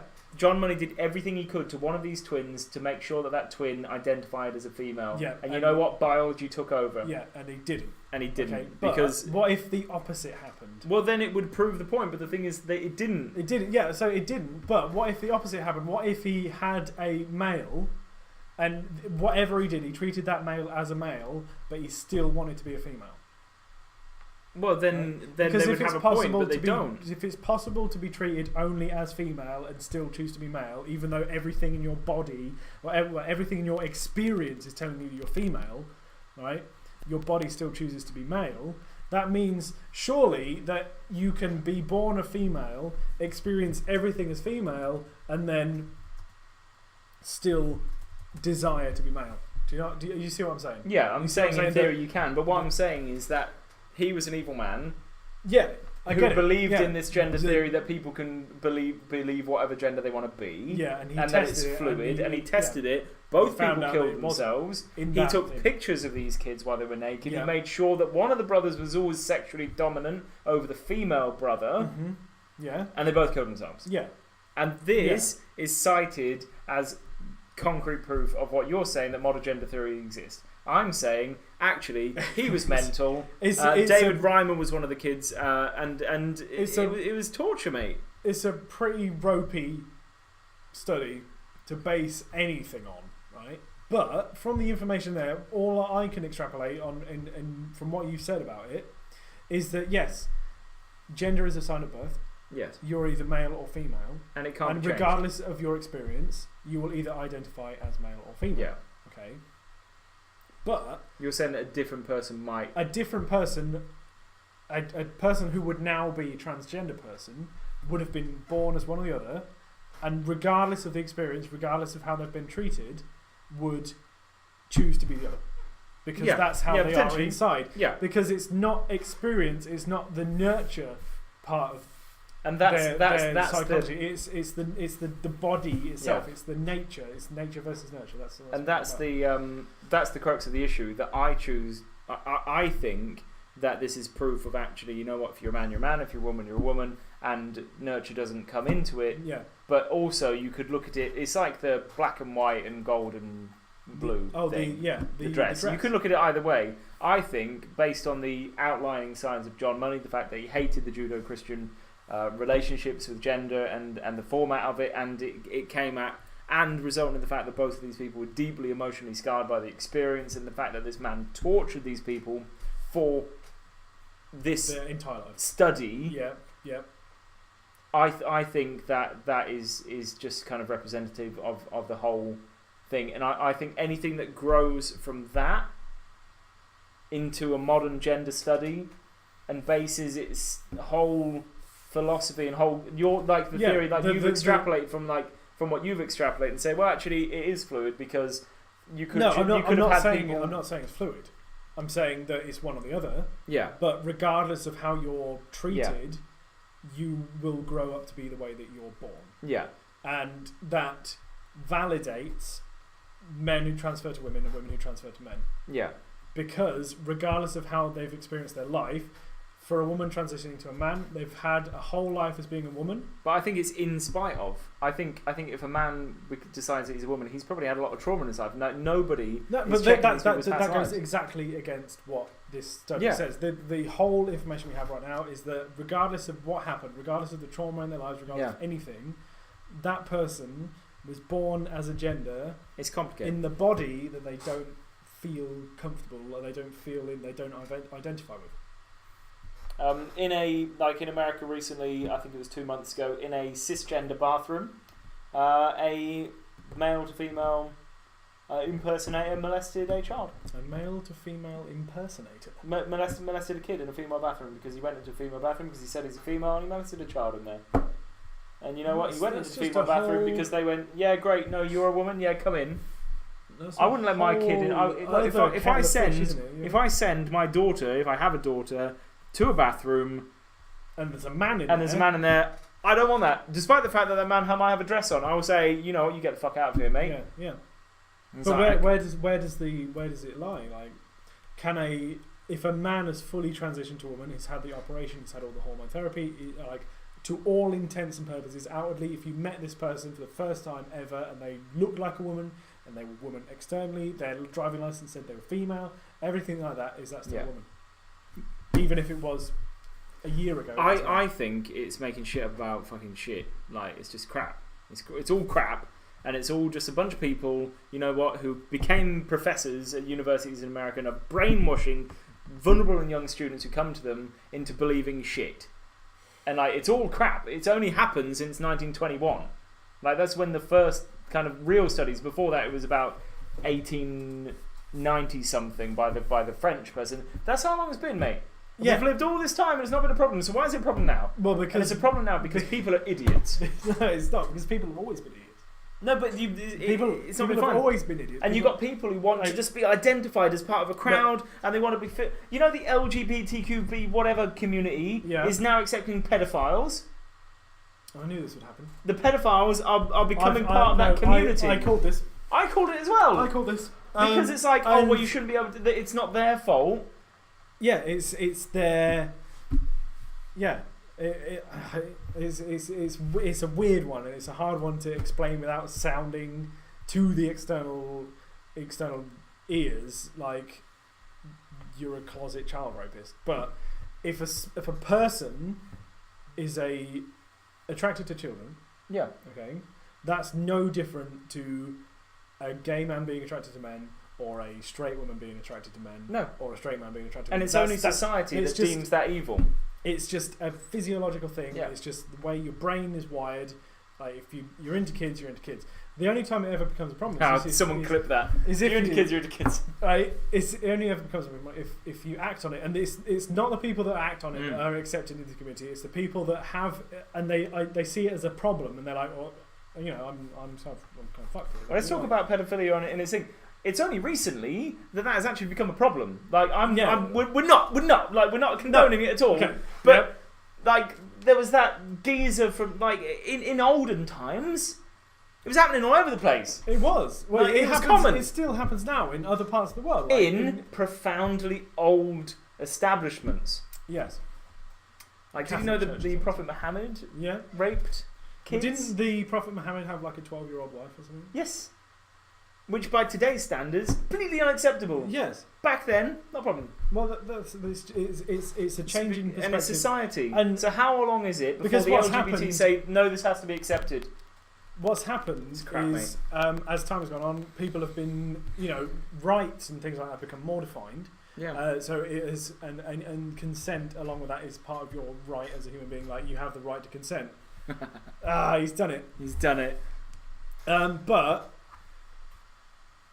Yeah, you're right, your boy. Like, there's a huge difference between a pedophile who is trying to solve his act and one who acted on it. But that pedophile is only trying to solve it because society have deemed it unacceptable. Just like in the times of where homosexuality was illegal, people were trying to solve it and trying to not act on that in order to not. So like Alan Turing got castrated chemically because he came out as a homosexual. This is exactly because it was illegal. It's exactly the same thing. This is what so how what we were talking about the other day is that, evil, mate. Is that the pedophilia is accepted by the LGBTQ as somebody who has a different sexuality. Admittedly, one that in this time period we see as completely unacceptable. Yeah. But how long is it before they're campaigning? The only reason that these people don't get castrated, don't get put in prison, don't get raped by a load of prison guards. But I think that it becomes a separate issue if they're a pedophile and they do nothing about it. If they stay at home and they close the blinds and they don't look at child porn, they don't go out and molest kids, right? If they don't do that, right, they live their life as a normal human being and they shut themselves because they know it's wrong. Right, okay? Say what you just said. Yeah. But replace the word pedophile with homosexual. This is what I'm saying, right? If somebody goes out and rapes a person, so a man goes and rapes a woman, both of the age of consent. Yeah. Right? That woman says no, it's rape, yeah? Yeah. Because she is not given a consent. The only reason that raping a child is rape is because the child is not able to give consent. Yeah. Okay? So it becomes a separate issue. It doesn't become an issue of children and having sex with children. It becomes an issue of rape and consent. Children are unable to consent, so by default, it's rape. You see what I mean? Yeah. If somebody is a pedophile and rapes a child, it is rape. They go to jail for it. Yeah. It doesn't matter if they're accepted by the LGBTQ community or not. If they rape a child, they've raped someone, they go to prison. Yeah. Obviously, there is the problem that, yes, if it becomes more accepted, people are going to sort of, argue for it. But it's never ever going to be in a situation where it becomes legal again for that to happen. People would have said that about homosexuality. Exactly. And homosexuality is accepted. Transgender, even more recently, people like transgender. Yeah, but the thing is, don't you think that a lot of these people, I'm not saying all of them, a lot of people do have problems and blah, blah, blah, blah, blah. A lot of these people just want to be seen to be doing the new thing. And how soon is it going to be before no one gets a shock anymore? You can't, like, you've seen it.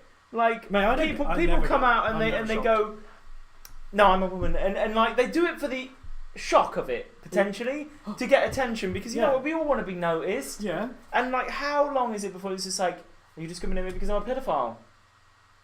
Are you doing that?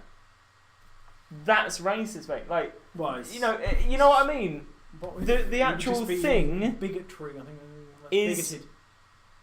It's movable. Like, and these people who want to progress things progressive are actually regressing us back to where we were in olden times, where bloody Archimedes was touching kids all the time. Archimedes. Whatever it said, the guy. Is that what the screw was about? Yeah, it was. It was to screw Kira Gaming, if anyone ever touched a child, you can't have it. Of course you would. My child, I would cut that. But they're getting accepted by the LGBTQF. Yeah, but the people that are touching the kids aren't, because they're still doing the crimes. You know what I mean? It's a really difficult situation. It's a really difficult conversation to have.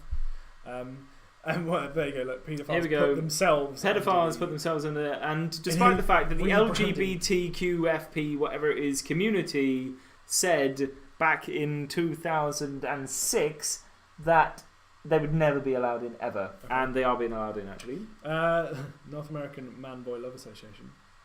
Yeah, it's bad. It's bad. But I mean, the world is.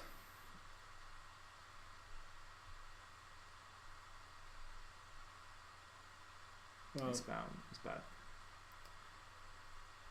I think we are in a very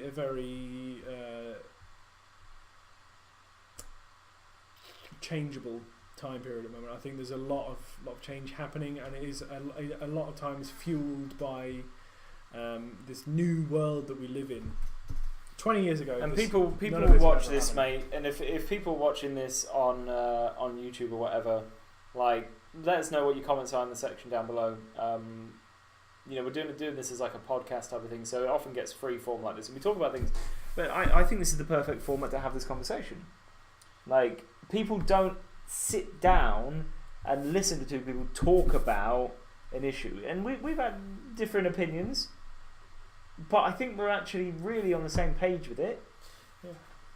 Like, and that's, to my mind, means that we're like, we both come from different backgrounds.